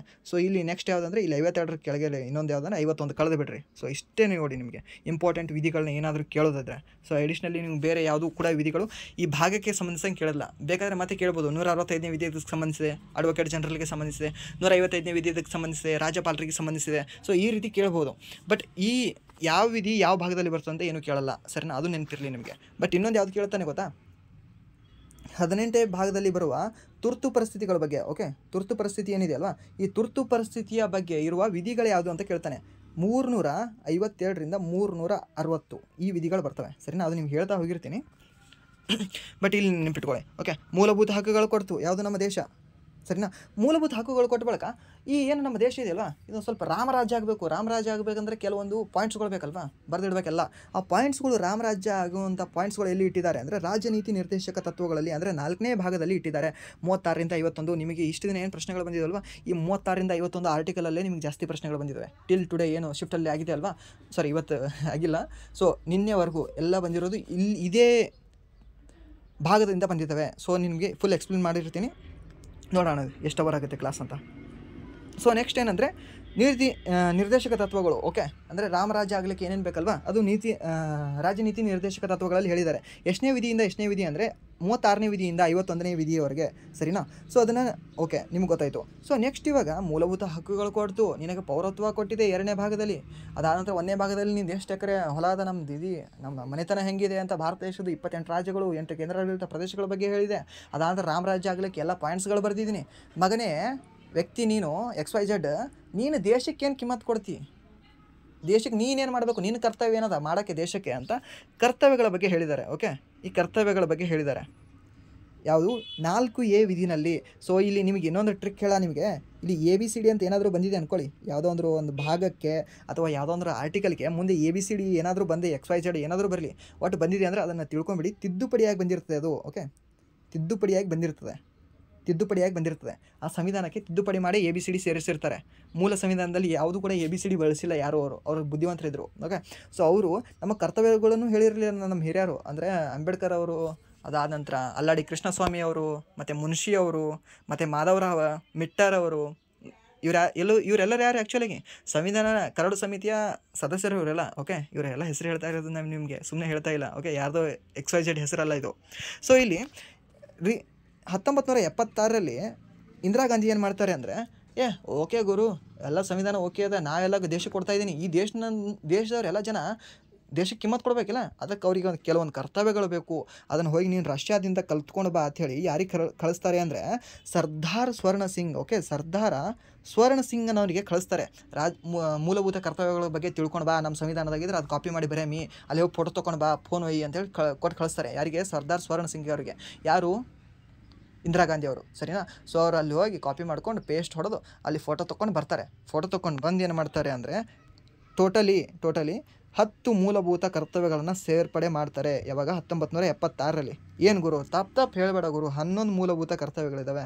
ಸರಿಯಾಗಿ ನೀವು ಕೇಳಿಸ್ಕೋಬೇಕು. ಓಕೆ, ಫುಲ್ ಕೇಳಿಸ್ಕೊಳ್ಳಿ. ಯಾಕೆಂದರೆ 10 ಮೂಲಭೂತ ಕರ್ತವ್ಯಗಳು ಸರ್ದಾರ್ ಸ್ವರ್ಣ ಸಿಂಗ್ ಬಂದ ನಂತರ ಸೇರಿಸ್ತಾರೆ 1976ರಲ್ಲಿ. ಬಟ್ ಈ 11ನೇ ಮೂಲಭೂತ ಕರ್ತವ್ಯ ಇದೆಯಲ್ವಾ, ಇದನ್ನು 86ನೇ ತಿದ್ದುಪಡಿ ಮುಖಾಂತರ 2002ರಲ್ಲಿ ಮೂಲಭೂತ ಕರ್ತವ್ಯಕ್ಕೆ ಸೇರಿಸ್ತಾರೆ. ಏನು ಅಂದರೆ ಶಿಕ್ಷಣ, ಪ್ರಾಥಮಿಕ ಶಿಕ್ಷಣ 6ರಿಂದ 14ನೇ ವಯಸ್ಸಿನವರೆಗೆ ಮಕ್ಕಳಿಗೆ ಶಿಕ್ಷಣ ಕೊಡಿಸೋದು ಪೋಷಕರ ಕರ್ತವ್ಯ ಅಂತ ಸೇರಿಸ್ತಾರೆ. ಎಷ್ಟು? 86ನೇ ತಿದ್ದುಪಡಿ ಪ್ರಕಾರ. ಇಲ್ಲ ಗುರು, 86ನೇ ತಿದ್ದುಪಡಿ ಪ್ರಕಾರ 21A ಶಿಕ್ಷಣ ಹಕ್ಕು ಅನ್ನೋದು ಮೂಲಭೂತ ಹಕ್ಕು ಅಂತ ಸೇರಿಸಿದ್ದಾರೆ. ಹೌದು, ಇದನ್ನು ಸೇರಿಸಿದ್ದಾರೆ ಎರಡು. ಅದು ಪೋಷಕರ ಕರ್ತವ್ಯ ಅಂತ ಹೇಳಿದರೆ, ಇದು ಮಕ್ಕಳ ಹಕ್ಕು ಅಂತ ಕರೆದಿದ್ದಾರೆ. ಸೊ ಎರಡರಲ್ಲೂ ಕೂಡ 2 ವಿಧಿ ಸೇರಿಸಿದ್ದಾರೆ. ಒಂದೇ ತಿದ್ದುಪಡಿ ಮಾಡಿ 86ನೇ ತಿದ್ದುಪಡಿ ಮಾಡಿ ಎಷ್ಟರಲ್ಲಿ? 2002ರಲ್ಲಿ. ಓಕೆ, 2002 ಅನ್ನೋ ಇಯರ್ ಚೆನ್ನಾಗಿದೆ ಅಲ್ವಾ? 2002 ಜೀವ ವೈವಿಧ್ಯತಾ ಕಾಯ್ದೆ ಯಾವಾಗ ಬಂದಿದೆ ಅಂತ ಕೇಳ್ತಾನೆ. ಇದೇ 2002ರಲ್ಲಿ ಬಂದಿದೆ. ಓಕೆ, ಸುಮ್ಮನೆ ಬರ್ದಿಲ್ಲ, ಸರಿನಾ, ಅದು ನೆನಪಿಟ್ಕೊಳ್ಳಿ. ಸೊ ನೆಕ್ಸ್ಟ್ ಏನಿದೆ ಅಂದರೆ, ಇವಾಗ ಕರ್ತವ್ಯಗಳಾಯಿತು. ದೇಶಕ್ಕೆ ಏನೇನು ಕರ್ತವ್ಯಗಳಿದ್ದಾವೆ ಏನು ಗೊತ್ತಾ? ಜನಗಣಮನ ಸ್ಟಾರ್ಟ್ ಆಯ್ತು ಅಂದರೆ ದೇಶದ ರಾಷ್ಟ್ರಗೀತೆಗೆ ಗೌರವ ಕೊಡಬೇಕು, ನಿಂತು ಗೌರವ ಕೊಡಬೇಕು. ಓಕೆ, ಸ್ಟಫ್ ಆಗಿ ನಿಂತ್ಕೋಬೇಕು, ಏನಾದರೂ ಫೋನಲ್ಲಿ ಮಾತಾಡ್ತಾ ಕೂಡೋದಲ್ಲ ಅವಾಗ. ಓಕೆ, ಸೊ ಇದು ಮಾಡಬೇಕು. ಸೊ ಸೆಕೆಂಡ್ ಏನು, ದೇಶದ ರಾಷ್ಟ್ರಧ್ವಜಕ್ಕೆ ಗೌರವ ಕೊಡಬೇಕು. ಓಕೆ, ಭಾತೃತ್ವ ಬೆಳೆಸಬೇಕು. ಅದಾದ ನಂತರ ನಾನು ಹಿಂದೂ ಇದ್ದೀನಿ, ಇವ್ನು ಮುಸ್ಲಿಮ್ ಅದನ್ನ, ಅವ್ನು ಕ್ರಿಶ್ಚಿಯನ್ ಅಂತ ಹೋಗಿ ಜಗಳಾಡೋದು, ಹೊಡೆದಾಡೋದು, ನನ್ನ ಕೈಯಲ್ಲಿ ಒಂದು ಗನ್ ತೊಗೊಳೋದು, ಅವ್ನ ಕೈಯಲ್ಲಿ ಒಂದು ಗನ್ ಕೊಡೋದು ಅಲ್ಲ. ಭಾತೃತ್ವ ಬೆಳೆಸಬೇಕು. ನೀನು ನನ್ನ ಅಣ್ಣ, ನಾನು ನಿನ್ನ ತಮ್ಮ, ನಾನು ನಿನ್ನ ಅಣ್ಣ, ನೀನು ನನ್ನ ತಮ್ಮ, ನನ್ನ ತಂಗಿ, ನನ್ನ ಅಕ್ಕ ಅಂತ ಭಾತೃತ್ವತೆ ಬೆಳೆಸಬೇಕು. ಮತ್ತು ವೈಜ್ಞಾನಿಕವಾಗಿ ಬೆಳೆಸಬೇಕು. ಅದಾದ ನಂತರ ದೇಶದಲ್ಲಿರುವ ಯಾವುದೇ ಸಾಮಾನುಗಳನ್ನು ನಾವು, ಅಂದರೆ ಏನು ಸ್ಮಾರಕಗಳಿದಾವಲ್ಲ, ಅವಕ್ಕೆ ಯಾವುದಕ್ಕೆ ನಾವು ಹಾನಿ ಮಾಡಬಾರ್ದು, ದೇಶಕ್ಕೆ ನಾವು ರೆಸ್ಪೆಕ್ಟ್ ಕೊಡಬೇಕು, ದೇಶದಲ್ಲಿ ಹಿಂಗೆ ಇರಬೇಕು ಅಂತ 11 ರೂಲ್ಸ್ಗಳಿದ್ದಾವೆ, 11 ಕರ್ತವ್ಯಗಳಿದ್ದಾವೆ. ಸರಿನಾ. ಆ 11 ಕರ್ತವ್ಯಗಳು ಎದರಲ್ಲಿ ಹೇಳಿದೆ ಅಂದರೆ 4A ಭಾಗದಲ್ಲಿ ಹೇಳಿದೆ. ಎಷ್ಟನೇ ತಿದ್ದುಪಡಿ ಮುಖಾಂತರ? 42ನೇ ತಿದ್ದುಪಡಿ ಮುಖಾಂತರ. ಎಷ್ಟರಲ್ಲಿ ಅಂತ ಹೇಳಿದೆ ನಿಮಗೆ? 76ರಲ್ಲಿ. ಮೀನ್ಸ್ 1976ರಲ್ಲಿ. ಯಾರಿಗೆ ಫೋಟೋ ಹೊಡ್ಕೊಂಡು ಬಂದು ಕಳಿಸಿದ್ರು, ಯಾರಿಗೆ ಕಾಪಿ ಮಾಡ್ಕೊಂಡು ಬಂದು ಕಳಿಸಿದ್ರು? ಸರ್ದಾರ್ ಸ್ವರ್ಣ ಸಿಂಗ್ಗೆ. ಸರಿನಾ. ಸೊ ಸರ್ದಾರ್ ಸ್ವರ್ಣ ಸಿಂಗ್ ಯಾವ ದೇಶಕ್ಕೆ ಹೋದ? ರಷ್ಯಾಗೆ. ಸರಿನಾ. ಬಂದು ಯಾರಿಗೆ ಕೊಟ್ಟ? ಇಂದಿರಾ ಗಾಂಧಿಗೆ. ರೆಸ್ಪೆಕ್ಟ್ ಕೊಡ್ತಿಲ್ಲ ಅಂತ ಅಲ್ಲ, ಅವ್ರಿಗೆ ರೆಸ್ಪೆಕ್ಟ್ ಕೊಡಬೇಕು, ಬಟ್ ನಿಮ್ಗೆ ನೆನಪು ಉಳಿಬೇಕು ಅಂತ ಹೇಳ್ತಾ ಇದ್ದೀನಿ. ಓಕೆ, ಸೊ ಪ್ಲೀಸ್ ಇದನ್ನು ಅಂಡರ್ಸ್ಟ್ಯಾಂಡ್ ಮಾಡ್ಕೊಳ್ಳಿ ಅಂತ, ಎಲ್ಲರಿಗೆಲ್ಲ ಬಟ್ ಸಮ್ ಆಫ್ ದ ಭಾಳ ರೆಸ್ಪೆಕ್ಟ್ ಕೊಡೋರಿಗೆ ಅವ್ರಿಗೆ ಹೇಳ್ತಾ ಇದ್ದೀನಿ. ಓಕೆ, ಇದು ಸೊ ನೆಕ್ಸ್ಟ್ ಏನಂದರೆ ಇಷ್ಟೆಲ್ಲ ಆಯಿತು. ಸೊ 5ನೇ ಭಾಗ ಬರ್ತದೆ ನೋಡಿ, ಇದು 5ನೇ ಭಾಗ ಬಂತು. 5ನೇ ಭಾಗ ಬಂತು. ಲೋಕಸಭೆ ಎಲೆಕ್ಷನ್ ಎಷ್ಟು ವರ್ಷಕ್ಕೊಮ್ಮೆ ಬರ್ತಾವೆ ರೀ? 5 ವರ್ಷಕ್ಕೊಮ್ಮೆ ಬರ್ತವೆ. ಸೊ 5ನೇ ಭಾಗ ಇದೆ. ಓಕೆ, ರೈಟಾ? ಸೊ 5ನೇ ಭಾಗ ಇದ್ರ ಬಗ್ಗೆ ಹೇಳ್ತಾ ಅಂದರೆ ಕೇಂದ್ರ ಸರ್ಕಾರದ ಬಗ್ಗೆ ಹೇಳ್ತದೆ. ಓಕೆ, ಕೇಂದ್ರ ಸರ್ಕಾರದ ಬಗ್ಗೆ ಹೇಳ್ತದೆ. ಮತ್ತು ಲೋಕಸಭೆ ಇದ್ರೆ 5 ವರ್ಷಕ್ಕೊಮ್ಮೆ ಬರ್ತದೆ ಅಂದರೆ ಕೇಂದ್ರ ಸರ್ಕಾರದ ಬಗ್ಗೆ ಹೇಳಬೇಕಲ್ವಾ, ಅಲ್ವಾ? ಸೊ ಕೇಂದ್ರ ಸರ್ಕಾರದ ಬಗ್ಗೆ ಹೇಳ್ತದೆ. ಯಾವುದು? 5ನೇ ಭಾಗ, ಸರಿನಾ? ಅದಕ್ಕೆ ಒಕ್ಕೂಟ ಅಂತ ಕೂಡ ಕರೀರಿ ನೀವು, ಕೇಂದ್ರ ಸರ್ಕಾರ ಅಂತ ಕೂಡ ಕರೀರಿ. 5ನೇ ಭಾಗ ಕೇಂದ್ರ ಸರ್ಕಾರದ ಬಗ್ಗೆ ಹೇಳ್ತದೆ. ಎಷ್ಟನೇ ವಿಧಿಯಿಂದ ಎಷ್ಟನೇ ವಿಧಿಯವರೆಗೆ ಅಂದರೆ 52ನೇ ವಿಧಿಯಿಂದ 151. ಓಕೆ, ನಂಬರ್ ಎಷ್ಟು ಚೆನ್ನಾಗಿದೆ ನೋಡಿ. 52ರಲ್ಲಿ 1 ಕಳೀರಿ, ಎಷ್ಟಾಗುತ್ತೆ? 51 ಆಗುತ್ತೆ. ಇದಕ್ಕೆ ಒಂದು ಇಲ್ಲಿ ಈಚೆ ಕಡೆ ಒಂದು ಸೇರಿಸ್ಬಿಟ್ರಿ. 52ರಿಂದ 151. ಎಷ್ಟನೇ ಭಾಗ? 5ನೇ ಭಾಗ. ಸಾರಿ, ಏನು ತಪ್ಪ? 5ನೇ ಭಾಗನೇ. ಓಕೆ, ಸೊ ನೆಕ್ಸ್ಟ್ 6ನೇ ಭಾಗ ರಾಜ್ಯಗಳು. ಓಕೆ, ಆರನೇ ಭಾಗ ಆರ್ ಫಾರ್ ರಾಜ್ಯಗಳು.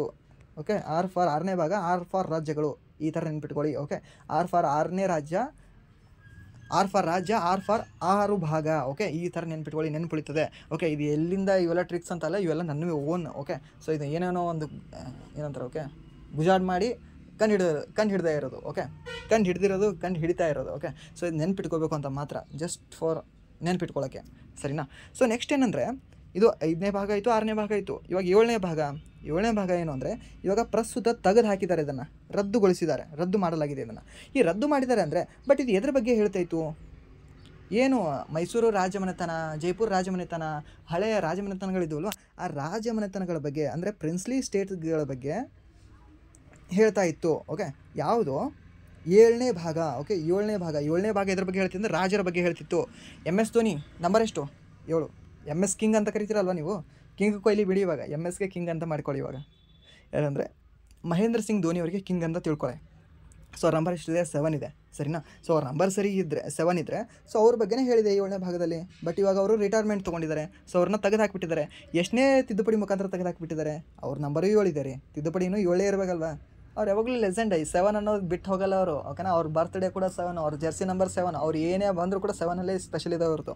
ಓಕೆ, ಎಷ್ಟರಲ್ಲಿ ಅಂದರೆ 1956ರಲ್ಲಿ, ಸರಿನಾ? 1956ರಲ್ಲಿ ರದ್ದುಗೊಳಿಸಲಾಗಿತ್ತು. ಎಷ್ಟನೇ ತಿದ್ದುಪಡಿ ಮಾಡಿ? 7ನೇ ತಿದ್ದುಪಡಿ ಮಾಡಿ, ಸರಿನಾ? ಸೊ ಇನ್ನೊಂದು ಗೊತ್ತಿರ್ಬೇಕು ನಿಮಗೆ, ಒಂದು ಅಥವಾ 2 ರಾಜ್ಯಗಳಿಗೆ, ಮೀನ್ಸ್ ಕರ್ನಾಟಕ ತಮಿಳುನಾಡು ಕೇರಳ. ಸೊ ಹೀಗೆ ಒಂದು ಬಿಟ್ಟು ಒಂದಕ್ಕಿಂತ ಹೆಚ್ಚು ರಾಜ್ಯಗಳಿಗೆ ಒಬ್ಬನೇ ರಾಜ್ಯಪಾಲನನ್ನು ನೇಮಿಸೋದು ಎಷ್ಟನೇ ತಿದ್ದುಪಡಿನಲ್ಲಿ ಮಾಡಿದ್ದಾರೆ ಅಂದರೆ 7ನೇ ತಿದ್ದುಪಡಿಯಲ್ಲಿ ಹೇಳಿದ್ದಾರೆ. ಓಕೆ, ಒಬ್ಬ ರಾಜ್ಯಪಾಲ 2-3 ರಾಜ್ಯಗಳಿಗೂ ಕೂಡ ರಾಜ್ಯಪಾಲ ಆಗಿರ್ಬೋದು ಅಂತ ಎಷ್ಟನೇ ತಿದ್ದುಪಡಿನಲ್ಲಿ ಹೇಳಿದೆ ಅಂದರೆ 7ನೇ ತಿದ್ದುಪಡಿನಲ್ಲಿ ಹೇಳಿದೆ. ಓಕೆ, ಅದನ್ನು ಕೂಡ ಅವರೇ ಬರೆದಿದ್ದಾರೆ. ಮೇ ಬಿ ಪಗಾರ ಕೊಡ್ಲಿಕ್ಕೆ ಜಾಸ್ತಿ ಆಗಿರಬೇಕು ಅನ್ನೋ ಅದಕ್ಕೆ ಬರೆದಿದ್ದಾರೆ 1956ರಲ್ಲಿ. ಅವಾಗ ಬಡತನ ಇತ್ತಲ್ವ ಭಾಳ ನಮ್ಮ ದೇಶ, ಸರಿನಾ? ಸೊ ಅದಕ್ಕೆ.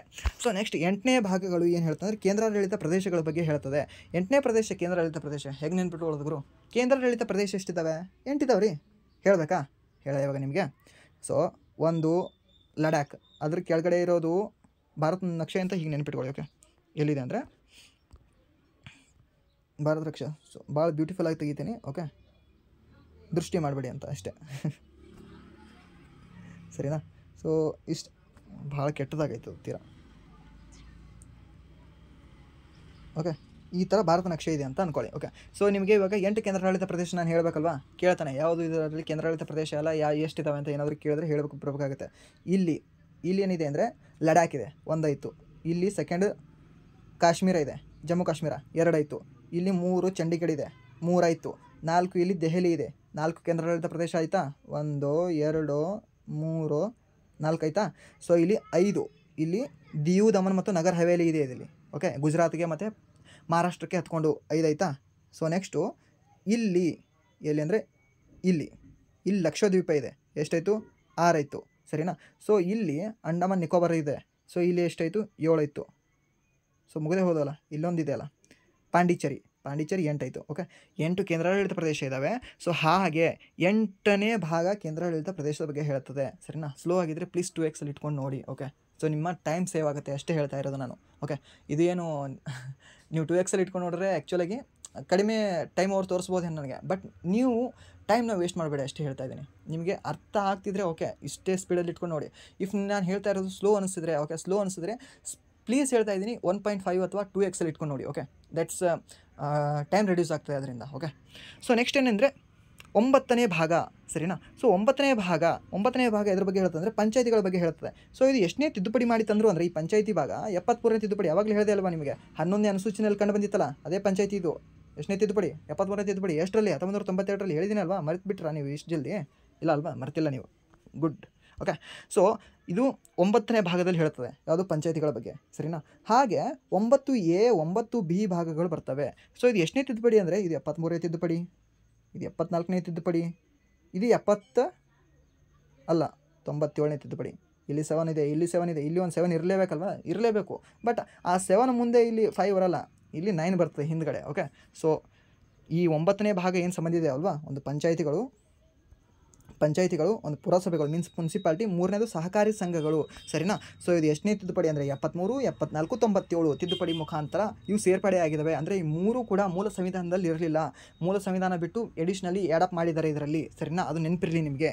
ಸೊ ಎಷ್ಟೆಷ್ಟು ವಿಧಿಗಳು ಇದರಲ್ಲಿ ಸಂಬಂಧಿಸಿದ್ದಾವೆ ಅಂತ ಕೇಳಿದ್ರೆ 243 ಇದೊಂದು ಕೇಳ್ತಾನೆ ನೋಡಿ, ಎಷ್ಟನೇ ವಿಧಿಯಿಂದ ಎಷ್ಟನೇ ವಿಧಿವರೆಗೂ.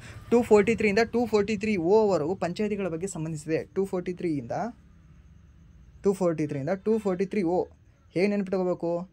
143 ಅಂದರೆ ಏನು ನಿಮ್ಗೆ ಗೊತ್ತಿರುತ್ತೆ. ಓಕೆ, 143 ಅಂದರೆ ಗೊತ್ತಿರುತ್ತೆ. ಇಲ್ಲಿ 143 ಬೇಡ್ರಿ, ನಾನು 243 ಹಾಕ್ತೀನಿ. ಪಂಚಾಯತಿ ಮೇಲೆ ನನಗೆ ಲವ್ ಇದೆ, ನಿಮಗೆ 1% ಪಟ್ಟು ನಿಮಗೆ ಲವ್ ಇರ್ಬೋದು. ಓಕೆ, 1 ಪಟ್ಟು ನಿಮಗೆ ಲವ್ ಇರ್ಬೋದು, ನಾನು ಪಂಚಾಯತಿ ಮೇಲೆ 2 ಪಟ್ಟು ಲವ್ ಇದೆ. ಓಕೆ, ಸೊ ಅದಕ್ಕೆ ನಾನು 243 ಅಂತ ಹಾಕ್ತೀನಿ. ಸೊ 243 ಅಂತ ಹಾಕಿ ಸುಮ್ಮನೆ ಕೊಡೋಕ್ಕಾಗುತ್ತಾ? ಓ ಬನ್ನಿರಿ ಅಂತ ಕರಿತೀನಿ ನಾನು. ಓಕೆ, ಓ ಅಂತ ಕರಿತೀನಿ. ಸೊ 243 243O ವರೆಗೂ ಪಂಚಾಯತಿಗಳ ಬಗ್ಗೆ ಹೇಳ್ತದೆ. ಬಿಕಾಸ್ ಯಾಕಂದರೆ ಪಂಚಾಯತಿ ಮೇಲೆ ನನಗೆ ಲವ್ ಇದೆ. ಸೊ ಅದಕ್ಕೆ 243 ಅಂತ ಹೇಳಿ ಮುಂದೆ ಓ ಅಂತ ಓದಿರ್ತೀನಿ. ಓಕೆನಾ. ಸೊ ಅದಕ್ಕೆ 243 243O ವರೆಗೂ ಬರ್ತದೆ ಪಂಚಾಯತಿಗಳ ಬಗ್ಗೆ. ನಾನು ಕಾಮಿಡಿ ಮಾಡ್ತಾ ಇಲ್ಲ, ಸೀರಿಯಸ್ ಆಗಿ ಪ್ರಶ್ನೆಗಳನ್ನ ಕೇಳಿದ್ದಾನೆ. ಈವನ್ PSI, ಗ್ರೂಪ್ C ಎಲ್ಲ ಪ್ರಶ್ನೆ ಪತ್ರಿಕೆಗಳು ಕೇಳಿದ್ದಾನೆ. SSC CGL, CHSL ಮತ್ತು MTSL ಪ್ರಶ್ನೆ ಪತ್ರಿಕೆಯಲ್ಲಿ ಕೇಳಿದ್ದಾನೆ. ಅದಕ್ಕೆ ಹೇಳ್ತಾ ಇದ್ದೀನಿ, ಟೈಮ್ ವೇಸ್ಟ್ ನಾನು ಮಾಡ್ತಾನೆ ಇಲ್ಲ, ಪ್ರಾಮಿಸ್. ಓಕೆ, ಸೊ ಇಷ್ಟ ಆಯಿತಾ. ಸೊ ಇದು 3 ನಿಮಗೆ ಸೀಕ್ವೆನ್ಸಲ್ಲಿ ನೆನಪಿಟ್ಕೋಬೇಕಾಗುತ್ತೆ. ಇದಕ್ಕೇನು ಕಥೆಗಳೇನು ಬೇಡ ಅನಿಸುತ್ತೆ. ಓಕೆ, ಯಾವುದಕ್ಕೆ? ಪಂಚಾಯತಿಗಳಿಗೆ, ಪುರಸಭೆಗಳಿಗೆ, ಮುನ್ಸಿಪಾಲ್ಟಿ ಬಗ್ಗೆ. ಫಸ್ಟ್ ಪಂಚಾಯತಿ ಬರ್ತದೆ ನಿಮ್ಮ ಊರಲ್ಲಿದು. ಅದಾದರೆ ತಾಲೂಕಿಗೆ ಹೋದೆ ಅಂದರೆ ನಿಮಗೆ ಮುನ್ಸಿಪಾಲ್ಟಿ ಸಿಗುತ್ತೆ. ಅದಕ್ಕಿಂತ ಸ್ವಲ್ಪ ಜಿಲ್ಲೆಗೆ ಹೋದರೆ ನಿಮಗೆ ಸಹಕಾರಿ ಸಂಘಗಳು ಎಲ್ಲ ಸಿಗ್ತದೆ, ಸರಿನಾ. ಸೊ ಈ ರೀತಿ ನೆನಪಿಟ್ಕೊಳ್ಳಿ 3 ಭಾಗಗಳು. ಸೊ ನೆಕ್ಸ್ಟ್ 10ನೇ ಭಾಗ ಇದ್ರ ಬಗ್ಗೆ ಹೇಳ್ತದೆ ಅಂದರೆ ಪರಿಶಿಷ್ಟ ಮತ್ತು ಬುಡಕಟ್ಟು ಪ್ರದೇಶಗಳ ಬಗ್ಗೆ ಹೇಳ್ತದೆ. ಅಂದರೆ ಇವಾಗ ಏನು ಬುಡಕಟ್ಟು ಪ್ರದೇಶಗಳಿದಾವಲ್ವಾ, ಬುಡಕಟ್ಟು ಜನರು ವಾಸ ಮಾಡುವ ಪ್ರದೇಶಗಳು, ಅದ್ರ ಬಗ್ಗೆ ಹೇಳ್ತದೆ. ಯಾವುದು? 10ನೇ ಭಾಗ, ಸರಿನಾ. ಸೊ ಇದು ಇಷ್ಟು ನೆನಪಿಟ್ಕೊಳ್ಳಿ. ಮುಂದಿನ ಏನಂದರೆ ಇಲ್ಲಿ ಸ್ವಲ್ಪ ಇಂಟ್ರೆಸ್ಟಿಂಗಾಗಿ ಹೇಳ್ತಾ ಹೋಗಿರ್ತೀನಿ ನೋಡಿ. ಓಕೆ, ಕೆಲವೊಂದು ಮಾತ್ರ, ಇಲ್ಲಿ ಬೇರೆ ಎಲ್ಲ ಎಷ್ಟು ಇಂಪಾರ್ಟೆಂಟ್ ಇಲ್ಲ. ಯಾವುದಂದರೆ ಒಕ್ಕೂಟ ಮತ್ತು ರಾಜ್ಯಗಳ ನಡುವಿನ ಸಂಬಂಧಗಳ ಬಗ್ಗೆ 11 ಹೇಳ್ತದೆ. 11ನೇ ಭಾಗ ನೀವು ಹೀಗೆ ಬರೆಯೋದಲ್ಲ ನೀವು 11 ಅಂತ ರೋಮನ್ ಅಂಕಿನಲ್ಲಿ ಹೀಗೆ ಕೂಡ ಬರೀತಿರಲ್ವಾ, 1 ಅಂತ. ಓಕೆ, ಇದು ರಾಜ್ಯ, ಇದು ಕೇಂದ್ರ, ಇಬ್ಬರದು ನನ್ನ ನಿನ್ನ ನಡುವಿನ ಸಂಬಂಧ ಹೆಂಗಿದೆ ಅಂತ ಹೇಳ್ತದೆ. ನೀವೊಂದು ಕಡೆ ನಿಂತೀನಿ, ನಾ ಒಂದು ಕಡೆ ನಿಂತೀನಿ. ಸೊ ನಂದು ಕೇಂದ್ರದ ಒಂದು ಸಂಬಂಧ, ರಾಜ್ಯದ ಒಂದು ಸಂಬಂಧ, ಇಬ್ಬರದ ಸಂಬಂಧ ಹೆಂಗಿದೆ? ಕ್ಲೋಸ್ ಆಗಿದೆ, ಪಕ್ಕ ನಿಂತಿದೆ ನೋಡಿ. ಓಕೆನಾ. ಸೊ ರಾಜ್ಯದ್ದು ಮತ್ತು ಕೇಂದ್ರದ ಸಂಬಂಧಗಳ ಬಗ್ಗೆ ಹೇಳ್ತದೆ. ಯಾವುದು? 11ನೇ ಭಾಗ, ಸರಿನಾ.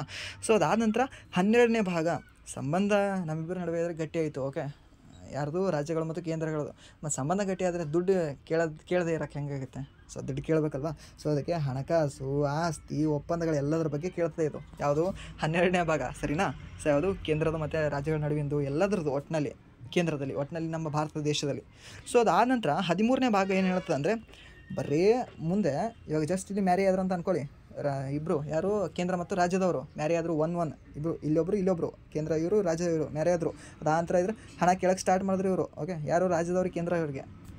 ಲೈಕ್ ರಾಜ್ಯ ಅಂದರೆ ವೈಫ್ ಅಂತ ಅಂದ್ಕೊಳ್ಳಿ, ಕೇಂದ್ರ ಅಂದರೆ ಹಸ್ಬೆಂಡ್ ಅಂತ ಅಂದ್ಕೊಳ್ಳಿ ನೀವು. ಓಕೆ, ಜಸ್ಟ್ ಹೇಳ್ತಾ ಇದ್ದೀನಿ, ಯಾರಿಗೂ ಬ್ಲೇಮ್ ಮಾಡಬೇಕಂತಲ್ಲ. ಓಕೆ, ಜಸ್ಟ್ ನೆನಪುಳಿಬೇಕು ಅಂತ. ಸೊ ಇದು ಹಾಗಾಯ್ತಾ. ಸೊ ಅದಾದ ನಂತರ ಹಣ ಕೇಳೋಕ್ಕೆ ಸ್ಟಾರ್ಟ್ ಮಾಡ್ತಾರೆ ಮೊದಲು ವೈಫ್. ಇಷ್ಟು ಕೊಡ್ರಿ, ಅಷ್ಟು ಕೊಡ್ರಿ, ಅದು ಒಪ್ಪಂದ ಮಾಡ್ಕೊರಿ, ನೀವು ಆ ಹುಡುಗಿ ನೋಡಬೇಡ್ರಿ, ನೀವು ಅವ್ರಿಗೆ ನೋಡೇ ಇದ್ರಿ ಅಂತ ಹೇಳಿ ಮೊಕದ್ದಮೆಗಳು ಕೂಡ ನಿಮ್ಮ ಮೇಲೆ ಹಾಕ್ತಾರೆ. ಓಕೆನಾ. ಸೊ ಇದು ಹಾಕ್ತಾರೆ. ಸೊ ಹಾಗೆ ಅವರು ಕೂಡ ಇವ್ರ ಮೇಲೆ ಹಾಕ್ಬೋದು, maybe some time. So ಅದಾದ ನಂತರ ಭಾರತದೊಳಗೆ ಭೂ ಪ್ರದೇಶದ ವ್ಯಾಪಾರ ಮತ್ತು ವಾಣಿಜ್ಯ ಸಂವಹನ ಅಂದರೆ ಏನೇನು ವ್ಯಾಪಾರ ಅದ, ನಿಮ್ದೇನು ಅಂಗಡಿ ಅದೇನೋ, ಬರೀ ನಾನು ಇದ್ರೇನೋ, ನಿಮ್ಮ ಇಬ್ಬರ ಜೊತೆ ಬಿಸ್ನೆಸ್ ಮಾಡೋನು, ಹಾಗೆ ಅಂತ ವೈಫ್ ಹೇಳ್ಬೋದು ಹಸ್ಬೆಂಡ್ಗೆ. ಸೊ ಆ ರೀತಿ ನೆನ್ಪಿಟ್ಕೊಳ್ಳಿ 13ನೇ ಭಾಗ, ಸರಿನಾ. ಸೊ ಇದೇನಂದರೆ ವ್ಯಾಪಾರ, ವಾಣಿಜ್ಯ ಮತ್ತು ಸಂವಹನ, ಕಮ್ಯುನಿಕೇಷನ್ ಬಗ್ಗೆ ಹೇಳ್ತದೆ. ಯಾವುದು? 13ನೇ ಭಾಗ. ಸೊ ನೆಕ್ಸ್ಟ್ ಏನಂದರೆ 14ನೇ ಭಾಗ ಬರ್ತದೆ. 14ನೇ ಭಾಗ ಏನಂದರೆ UPSC, ಇದು ಸೇವೆಗಳ ಬಗ್ಗೆ ಹೇಳ್ತದೆ. ಓಕೆ, UPSC ಓಕೆ, UPSC ಬಗ್ಗೆ ಹೇಳ್ತದೆ. UPSC ಬಗ್ಗೆ ಎಷ್ಟನೇ ಭಾಗ ಹೇಳ್ತದೆ ಅಂದರೆ 14ನೇ ಭಾಗ ಹೇಳ್ತದೆ. ಎಷ್ಟನೇದು? 14ನೇ ಭಾಗ ಹೇಳ್ತದೆ. ಸೊ ಇಲ್ಲಿ 14ನೇ ಭಾಗ ಹೇಳ್ತದೆ. ಹಾಗೆ ಎಷ್ಟನೇ ವಿಧಿಯಿಂದ ಅಂದರೆ 308ರಿಂದ 323, 308ಇಂದ 323. ಓಕೆ, 323 ನಂಬರ್ ಕೂಡ ಚೆನ್ನಾಗಿದೆ ನೋಡಿ. 32 ಆದ ನಂತರ ಮತ್ತೆ 3 ಬರ್ತದೆ. ಸೊ ಇಲ್ಲಿ ನಿಮ್ಗೆ ಏನು ಕೇಳ್ತಾನೆ ಗೊತ್ತಾ, ಈ UPSC ಮತ್ತು KPSC ಅಂದರೆ Karnataka public service commission. Okay, ಅದಾಂತರ UPSC ಅಂದರೆ ಯೂನಿಯನ್ ಪಬ್ಲಿಕ್ ಸರ್ವಿಸ್ ಕಮಿಷನ್. ಇದರ ಫುಲ್ ಫಾರ್ಮ್ ಕೇಳ್ಬೋದು ನಿಮಗೆ, ಇದರ ಶಾರ್ಟ್ ಫಾರ್ಮ್ ಕೇಳ್ಬೋದು. ಅದಾಂತರ JPSC ಬಗ್ಗೆ ಕೇಳ್ಬೋದು. JPSC ಅಂದರೆ ಜಾಯಿಂಟ್ ಪಬ್ಲಿಕ್ ಸರ್ವಿಸ್ ಕಮಿಷನ್ ಅಂತ. ಅಂದರೆ ಇವಾಗ 2 ರಾಜ್ಯಗಳಿಗೆ ಸೇರಿ ಒಂದೇ ಸರ್ವಿಸ್ ಕಮಿಷನ್ ಇರ್ತಾರೆ, ಅಂದರೆ ಒಬ್ಬರೇ ಎಕ್ಸಾಮ್ ನಡೆಸೋರು ಇರ್ತಾರೆ, ಸರಿನಾ? ಸೊ ಅವ್ರ ಬಗ್ಗೆ ಹೇಳ್ತದೆ. ಸೊ ಇದರಲ್ಲಿ 315ನೇ ವಿಧಿ ಏನಿದೆ ಅಲ್ವಾ, ಇದು UPSC ಬಗ್ಗೆ ಹೇಳ್ತದೆ. ಅಂದರೆ UPSC ಸ್ಥಾಪನೆ ಬಗ್ಗೆ, KPSC ಸ್ಥಾಪನೆ ಬಗ್ಗೆ, ಅಥವಾ ಅಂದರೆ MPSC ಅಂದರೆ ಮಹಾರಾಷ್ಟ್ರ ಪಬ್ಲಿಕ್ ಸರ್ವಿಸ್ ಕಮಿಷನ್, ಮತ್ತು MPPSC ಬಗ್ಗೆ ಹೇಳ್ತದೆ, Madhya Pradesh public service commission. Okay, ಅದಾದರೆ TPSP ಬಗ್ಗೆ ಹೇಳ್ತದೆ, ತಮಿಳ್ನಾಡು ಪಬ್ಲಿಕ್ ಸರ್ವಿಸ್ ಕಮಿಷನ್ ಬಗ್ಗೆ ಹೇಳ್ತದೆ, ಸರಿನಾ? ಸೊ ಎಲ್ಲದರ ಬಗ್ಗೆ ಹೇಳೋದು ಯಾವುದಂದ್ರೆ 315ನೇ ವಿಧಿ. ಇದಕ್ಕೆ ಅಧ್ಯಕ್ಷರು ನೇಮಕ ಮಾಡ್ತಾರೆ ಗೊತ್ತಾ, ಅದು 316ರ ವಿಧಿ ಬಗ್ಗೆ ಹೇಳ್ತದೆ. 316ನೇ ವಿಧಿನಲ್ಲಿ ಹೇಳ್ತದೆ. ಸೊ ಪ್ರಸ್ತುತ ಅಧ್ಯಕ್ಷರು ಯಾರಿದ್ದಾರೆ ಹೇಳ್ಬೋದಾ? ಪ್ರೀತಿ ಸುಡಾನ್ ಅವರು ಇದ್ದಾರೆ. ಓಕೆ, ನೀವು ಪ್ರೀವಿಯಸ್ಲಿ ಪ್ರಶ್ನೆಯನ್ನು ಕೇಳಿದರು ಇದೇ ಒಂದು 2-3 ಶಿಫ್ಟ್ ಹಿಂದ್ಗಡೆ. ಯಾರು ಅಂದರೆ ಪ್ರಸ್ತುತ UPSC ಅಧ್ಯಕ್ಷರು ಯಾರಿದ್ದಾರೆ ಅಂತ ಕೇಳಿದರು, ಪ್ರೀತಿ ಸುಡಾನ್. ಇವ್ರಕ್ಕಿಂತ ಮುಂಚೆ ಯಾರಿದ್ರು ಗೊತ್ತಾ, ಮನೋಜ್ ಸೋನಿ ಅಂತ ಇದ್ದರು. ಮನೋಜ್ ಸೋನಿ ಅಂತ. ಆ ಮನೋಜ್ ಸೋನಿಯನವರು ಇವ್ರಿಗಿಂತ ಪೂರ್ವದಲ್ಲಿ ಇದ್ದರು. ಯಾರು? ಪ್ರೀತಿ ಸುಡಾನ್ ಅವ್ರಿಗಿಂತ ಪೂರ್ವದಲ್ಲಿ ಯಾರು ಅಧ್ಯಕ್ಷರಿದ್ದರು UPSC ಅಂದರೆ ಮನೋಜ್ ಸೋನಿ ಅವರಿದ್ದರು. ಮನೋಜ್ ಸೋನಿ ಅವರು ನಿವೃತ್ತ ಆದ್ರ ಅಥವಾ ಅವರೇ ರಾಜೀನಾಮೆ ಕೊಟ್ಟರ ಅಂತ ಕೇಳಿದರೆ ಅವರೇ ರಾಜೀನಾಮೆ ಕೊಟ್ಟಿದ್ದಾರೆ. ನಿವೃತ್ತ ಆಗಿಲ್ಲ ಅವರು, ಅವರೇ ರಾಜೀನಾಮೆ ಕೊಟ್ಟರು ಅವ್ರ ಪರ್ಸನಲ್ ಇಶ್ಯೂಸ್ ಸಲುವಾಗಿ. ಸೊ ಇದು ಆದ ನಂತರ 14ನೇ ವಿಧಿ UPSC ಬಗ್ಗೆ ಹೇಳ್ತಾ. ಸೊ ಇಲ್ಲಿ ಒಕ್ಕೂಟ ಮತ್ತು ರಾಜ್ಯಗಳ ಅಡಿಯಲ್ಲಿ ಸೇವೆಗಳು ಅಂದರೆ ಅದೇ ಸರ್ವಿಸ್ ಕಮಿಷನ್ UPSC ಅಂತ ಕೊಟ್ಟಿರ್ತಾರೆ ನಿಮಗೆ. ಸೊ ಅದನ್ನು ನೆನ್ಪಿಟ್ಕೊಳ್ಳಿ. ಸೊ ನೆಕ್ಸ್ಟ್ ಏನಂದರೆ ನ್ಯಾಯ ಮಂಡಳಿಗಳ ಬಗ್ಗೆ ಹೇಳ್ತದೆ. ಓಕೆ, ನ್ಯಾಯ ಮಾಡೋಕ್ಕೆ ಇವ್ರೇನಾದ್ರು ಚೆನ್ನಾಗಿ ಮಾಡಲಿಲ್ಲ ಅಂದರೆ ನ್ಯಾಯ ಕೇಳೋಣ ಹೋಗಿ ಕೋರ್ಟಿಗೆ ಅಂತ. ನ್ಯಾಯ ಮಂಡಳಿಗಳ ಬಗ್ಗೆ ಹೇಳ್ತದೆ. ಯಾವುದು? 14A ಭಾಗ. ಸೊ ನಿಮಗೇನು ಗೊತ್ತಾಯ್ತು ಇಲ್ಲಿ 14A ಇದೆ ಅಂದರೆ ಇದನ್ನು ಕೂಡ ತಿದ್ದುಪಡಿ ಮಾಡಿ ತಂದಿದ್ದಾರೆ. ಓಕೆ, ತಿದ್ದುಪಡಿ ಮಾಡಿ ತಂದಿದ್ದಾರೆ. ಸೊ ತಿದ್ದುಪಡಿ ಎಷ್ಟನೇ ತಿದ್ದುಪಡಿ? 1976ರಲ್ಲಿ ಮಾಡಿರತಕ್ಕಂತಹ 42ನೇ ತಿದ್ದುಪಡಿ. ಏನು ಗುರು, ಆವಾಗಲೇ ಹೇಳಿದೆ 42ನೇ ತಿದ್ದುಪಡಿ ಮಾಡಿ ಸರ್ದಾರ್ ಸ್ವರ್ಣ ಸಿಂಗ್ ಕಮಿಟಿ ಮೇರೆಗೆ 4A ಭಾಗವನ್ನು ಆ್ಯಡ್ ಮಾಡಿದ್ದಾರೆ ಅಂತ. ಇದನ್ನು ಮಾಡಿದಾರಾ? ಹೌದ್ರಿ. 42ನೇ ತಿದ್ದುಪಡಿ ಹೇಗಿದೆ ಗೊತ್ತಾ, ಮಿನಿ ಸಂವಿಧಾನ ಅಂತಲೇ ಕರೀತಾರೆ 42ನೇ ತಿದ್ದುಪಡಿಗೆ. ಯಾಕೆ ಗೊತ್ತಾ, ಅಷ್ಟು ತಿದ್ದುಪಡಿ ಮಾಡಿದ್ದಾರೆ ಇದು ಒಂದೇ ತಿದ್ದುಪಡಿನಲ್ಲಿ. ಅಂದರೆ ಅಷ್ಟೆಲ್ಲ ತಿದ್ದಿ ಬರ್ತಾರೆ. ಮೇ ಬಿ ಯಾವುದದು ರೈಟೋಮೀಟ್ರ್ ಪೆನ್ ತಂದಿರ್ಬೇಕು ಅನ್ಸುತ್ತೆ, ಅಷ್ಟು ಬರೆದುಬಿಟ್ಟಿದ್ದಾರೆ. ಇದಕ್ಕೆ ಇಂದಿರಾ ಸಂವಿಧಾನ ಅಂತ ಕರೀತಾರೆ, ಮತ್ತು ಮಿನಿ ಸಂವಿಧಾನ ಅಂತ ಕರೀತಾರೆ. ಅದಾದ ನಂತರ ಅತಿ ದೊಡ್ಡ ತಿದ್ದುಪಡಿ ಸಂವಿಧಾನ ಅಂತ ಕರೀತಾರೆ. ಯಾವುದಕ್ಕೆ? 42ನೇ ತಿದ್ದುಪಡಿಗೆ. ಎಷ್ಟರಲ್ಲಿ ಆಗಿದೆ ಅಂದರೆ 1976ರಲ್ಲಿ ತಿದ್ದುಪಡಿ ಮಾಡಿದಾಗ ಪ್ರೈಮ್ ಮಿನಿಸ್ಟರ್ ಯಾರಿದ್ದರು ಅಂದರೆ ಇಂದಿರಾ ಗಾಂಧಿ. ಓಕೆ, ಇಂದಿರಾ ಗಾಂಧಿಯವರು ಇದ್ದರು, ಸರಿನಾ? ನೆನಪಿರಿದು ನಿಮಗೆ. ಸೊ ಇದಾದ ನಂತರ ನೆಕ್ಸ್ಟ್ ಏನು ಬರ್ತದೆ? ಚುನಾವಣೆ ಮಾಡಬೇಕಲ್ವಾ? ಚುನಾವಣೆ ಏನು ಮಾಡಬೇಕು? 5 ವರ್ಷಕ್ಕೂ ಮಾಡಬೇಕು ಚುನಾವಣೆ. ಸೊ ಇಲ್ಲಿ 5 ಅಂತ ಬರ್ಕೊಳ್ಳಿ. ಆಲ್ರೆಡಿ ನಾವು 5 ವರ್ಷ ಏನಂತ ನೋಡಿದ್ದೀವಿ, ಲೋಕಸಭೆ ಅಂತ ನೋಡಿದ್ದೀವಿ, ಅಂದರೆ ಕೇಂದ್ರ ಸರ್ಕಾರದ್ದು. ಇಲ್ಲಿ 5 ಬರೆದ್ರೆ ನಮ್ಗೆ ಹೊಡಿತಾರಲ್ವ ಯಾರಾದರೂ. ಸೊ ಅದಕ್ಕೆ ಹಿಂದ್ಗಡೆ 1 ಹಾಕಿಬಿಡಿ. 15 ಆಯಿತು. 15 ಏನು ಎದ್ರ ಬಗ್ಗೆ ಹೇಳ್ತದೆ ಅಂದರೆ ಚುನಾವಣೆಯ ಬಗ್ಗೆ ಹೇಳ್ತದೆ. ಸೊ ಎಷ್ಟನೇ ವಿಧಿಯಿಂದ ಎಷ್ಟನೇ ವಿಧಿಯವರೆಗೂ ಅಂದರೆ 324ರಿಂದ 329 ವಿಧಿಯವರೆಗೆ, ಸರಿನಾ? ಸೊ ಇಲ್ಲಿ 324 ಈ ವಿಧಿ ಏನು ಹೇಳ್ತದೆ ಅಂದರೆ ಚುನಾವಣಾ ಆಯೋಗದ ಬಗ್ಗೆ ಹೇಳ್ತದೆ. 326ನೇ ವಿಧಿ ಏನು ಹೇಳ್ತಂದರೆ ವಯಸ್ಕ ಮತದಾನದ ಮೇರೆಗೆ, ಅಂದರೆ 18 ವಯಸ್ಸಾದವ್ರು ಮಾತ್ರ ಎಲೆಕ್ಷನ್ ಹಾಕಬೇಕು ಅಂತ ಹೇಳ್ತದೆ. ಯಾವುದು? 326ನೇ ವಿಧಿ, ಸರಿನಾ? ಸೊ ನೆಕ್ಸ್ಟ್ ಏನಿದೆ ಅಂದರೆ 16ನೇ ಭಾಗ. ದೆನ್ ಯಾವುದು ಅಂದರೆ 16ನೇ ಭಾಗ ಏನು ಹೇಳ್ತದೆ ಅಂದರೆ ಕೆಲವು ವರ್ಗಗಳಿಗೆ ಸಂಬಂಧಿಸಿದ ವಿಶೇಷ ನಿಬಂಧನೆಗಳು. ಇದೇನಷ್ಟು ಕೇಳಿಲ್ಲ ನಿಮಗೆ ಇಲ್ಲಿವರೆಗೂ. ಟಿಲ್ ಟುಡೇ ನಾನು ಎಷ್ಟು ಕ್ವಶನ್ ಪೇಪರ್ ಅನಾಲಿಸಿಸ್ ಮಾಡಿದ್ದೀನಲ್ವಾ, ಮೀನ್ಸ್ SSC GD ಮಾತ್ರ ಅಲ್ಲ, ಸ್ಟೇಟ್ ಎಕ್ಸಾಮ್ದು ಮತ್ತು ಸೆಂಟ್ರಲ್ ಬೇರೆ ಎಕ್ಸಾಮ್ದು ಎಲ್ಲದರಲ್ಲೂ ಕೂಡ ನಿಮಗೆ 16ನೇ ಭಾಗ ಜಾಸ್ತಿ ಕೇಳಿಲ್ಲ ಅಂತ ಅಂದ್ಕೊಂಡ್ಬಿಡಿ ನೀವು. ಅದು ಜಾಸ್ತಿ ಅಂತ ಅಲ್ಲ, ಕೇಳೇ ಇಲ್ಲ ಅಂತ ಅಂದ್ಕೊಂಡ್ಬಿಡಿ. ಬಟ್ ಆದರೂ ನೆನಪಿಟ್ಕೊಳ್ಳೋದಾದರೆ ನೀವು ಇದನ್ನು ನೆನಪಿಟ್ಕೋಬೋದು. ಕೆಲವು ವರ್ಗಗಳಿಗೆ ಸಂಬಂಧಿಸಿದ ವಿಶೇಷ ನಿಬಂಧನೆಗಳು ಅಂದರೆ ಕೆಲವು ವರ್ಗಗಳಂದರೆ ಇವಾಗ SC ST ಮತ್ತು ಕೆಲವೊಂದು ಎಕನಾಮಿಕಲಿ ಬ್ಯಾಕ್ವರ್ಡ್ ಸೆಕ್ಷನ್ ಅವರಿಗೆ, ಮತ್ತು EVS ಅವರಿಗೆ, ಓಕೆ, EWS ಅವರಿಗೆ. ಸೊ ಅವರಿಗೆಲ್ಲರಿಗೂ ಕೂಡ ಕೆಲವೊಂದು ವಿಶೇಷ ನಿಬಂಧನೆಗಳಿದ್ದಾವೆ. ಮತ್ತು ಕೆಲವು ವರ್ಗಗಳು ಅಲ್ಪಸಂಖ್ಯಾತರ ವರ್ಗದವರಿಗೆ. ಸೊ ಅದೆಲ್ಲ ನಿಬಂಧನೆಗಳು ಬರ್ತವೆ, ಸರಿನಾ? ಸೊ ನೆಕ್ಸ್ಟ್ 17ನೇ ಭಾಗ ಏನು ಹೇಳ್ತದೆ ಅಂದರೆ ಅಧಿಕೃತ ಭಾಷೆಯ ಬಗ್ಗೆ ಹೇಳ್ತದೆ. ಕನ್ನಡದ ಮೇಲೆ ಲವ್ ಹೇಳ್ತದೆ. ಸೊ ಭಾಷೆ ಅಂದರೆ ನಮ್ಗೆ ಏನಂತ ಬರ್ತದೆ? ಕನ್ನಡ ಅಂತಲೇ ಬರ್ತದೆ ನಮಗೆ. ಹಿಂದಿ ಅಂತ ಏನು ಬೇಕಾಗಿಲ್ಲ ನಮಗೆ. ಓಕೆ, ಭಾಷೆ ಅಂದರೆ ಏನು? ಕನ್ನಡ. ಓಕೆ, ಕನ್ನಡದ ಬಗ್ಗೆ ಹೇಳ್ತದೆ. ಸೊ ಕನ್ನಡದ ಮೇಲೆ ಲವ್ ಯಾರಿಗಿತ್ತು ಗೊತ್ತಾ? AB ಡಿವಿಲಿಯರ್ಸ್ ಜರ್ಸಿ ನಂಬರ್ ಏನು? ನಾನಲ್ಲ, ನೀವೇ ಹೇಳ್ತೀರಾ. ಎಷ್ಟು? 17 ಅಂತ. 17ನೇ ಭಾಗದಲ್ಲಿ ನಮ್ಮ ಭಾಷೆ ಬಗ್ಗೆ ಹೇಳಿದೆ, ಕನ್ನಡ ಭಾಷೆಯ ಬಗ್ಗೆ, ಸರಿನಾ? ಮೀನ್ಸ್ ಅಧಿಕೃತ ಭಾಷೆಯ ಬಗ್ಗೆ ಅಂತ ನೆನಪಿಟ್ಕೊಳ್ಳಿ. ಬಟ್ ಕನ್ನಡ ಭಾಷೆ ಅಂತ ನೆನಪಿಟ್ಕೊಳ್ಳೋದು ಚೆನ್ನಾಗಿರುತ್ತೆ, ಅಂದರೆ ನಿಮಗೆ ನೆನಪುಳಿತದೆ ಅಂತ ಅಷ್ಟೇ, ಸರಿನಾ? ಯಾರ್ದು ABD ಜರ್ಸಿ ನಂಬರ್ ಎಷ್ಟು? 17. ಅವರಿಗೆ ಕನ್ನಡದ ಮೇಲೆ ಅಭಿಮಾನ ಭಾಳಿದೆ. ಅದಕ್ಕೆ ಬೆಂಗಳೂರಲ್ಲಿ ಒಂದು ಸರ್ಕಲ್ಗೆ ಹಾಗೆ ಒಂದು ರೋಡ್ಗೆ ಅವ್ರದ್ದೇ ಹೆಸರಿದೆ. ಬೇಕಾದರೆ ನೀವು ಚೆಕ್ ಮಾಡ್ಬೋದು, ಗೂಗಲಲ್ಲಿ ಏನಾದರೂ ಚೆಕ್ ಮಾಡಿ ನೋಡಿ, ಎ ಬಿ ಡಿವಿಲಿಯರ್ಸ್ ರೋಡ್ ಅಂತ ಇದೆ ಸರಿನಾ. ಆ ಸ್ಟೋರಿ ಕನ್ನಡದ ಅಭಿಮಾನ ಇದೆ, ಕನ್ನಡದಲ್ಲಿ ಹಾಡಾಡಿದ್ದಾರೆ ಅವರು. ಓಕೆ, ಇಂಟರ್ವ್ಯೂದಲ್ಲಿ, ನಾಟ್ ರಿಯಲ್. ಅದಾದ ನಂತರ ಅಧಿಕೃತ ಭಾಷೆ ಆಯಿತು 17ನೇದು ಎ ಬಿ ಡಿವಿಲಿಯರ್ಸ್ದು. ಅದಾದ ನಂತರ ತುರ್ತು ನಿಬಂಧನೆಗಳು ಅಂದರೆ ಎಮರ್ಜೆನ್ಸಿ ಬಗ್ಗೆ ಹೇಳ್ತದೆ. ಓಕೆ, ಎಮರ್ಜೆನ್ಸಿ ಅಂದರೆ ಭಾಳ ಕಷ್ಟದ ಪರಿಸ್ಥಿತಿ, ನಮ್ಮ ದೇಶಕ್ಕೆ ಏನಾದರೂ ಬಂದಿರಬೇಕು, ಬಾಹ್ಯ ಆಕ್ರಮಣ ಆಗಿರಬೇಕು, ಇಲ್ಲಾಂದರೆ ದೇಶದಲ್ಲಿ ಸಂವಿಧಾನ ಕುಸಿದು ಬಿದ್ದಿರಬೇಕು, ಏನಾದರೂ ಆಗಿರಬೇಕು, ಭಾರತದಲ್ಲಿ ಪ್ರವಾಹ ಬಂದಿರಬೇಕು, ಇಲ್ಲಾಂದರೆ ಸಶಸ್ತ್ರ ದಾಳಿ ಆಗಿರಬೇಕು. ಸೊ ಅದೆಲ್ಲ ಇದ್ರ ಬಗ್ಗೆ ಹೇಳ್ತದೆ, ಅಂದರೆ ತುರ್ತು ನಿಬಂಧನೆಗಳ ಬಗ್ಗೆ ಹೇಳ್ತದೆ, ಎಮರ್ಜೆನ್ಸಿ ಹೇಳ್ತದೆ. ವಿರಾಟ್ ಕೊಹ್ಲಿ ನಂಬರ್ ಎಷ್ಟು? 18. ಏನಾದರೂ ಇಂಡಿಯಾ ಟೀಮಿಗೆ ಎಮರ್ಜೆನ್ಸಿ ಇಷ್ಟು ರನ್ ಬೇಕಂದರೆ ಹೊಡೆಯೋರು ಯಾರು? ಇದೇ ವಿರಾಟ್ ಕೊಹ್ಲಿ. 18 ಹುಡುಗರಿಗೆ ನೆನಪಿಡ್ತದೆ, ಸ್ಮೃತಿ ಮಂದನ್ ಅಂತ ನೀವು ಹುಡುಗಿರು ಬೇಕಾದ್ರೆ ನೆನಪಿಟ್ಕೋಬೋದು. ಓಕೆ, ಸೊ 18 ಅನ್ನೋದು ಇದು ನನ್ನ ಟ್ರಿಕ್. ಓಕೆನಾ, ಸೊ ನಿಮಗೆ ಅಪ್ಲೈ ಆಗಬೇಕು ಅಂತ ಏನಿಲ್ಲ.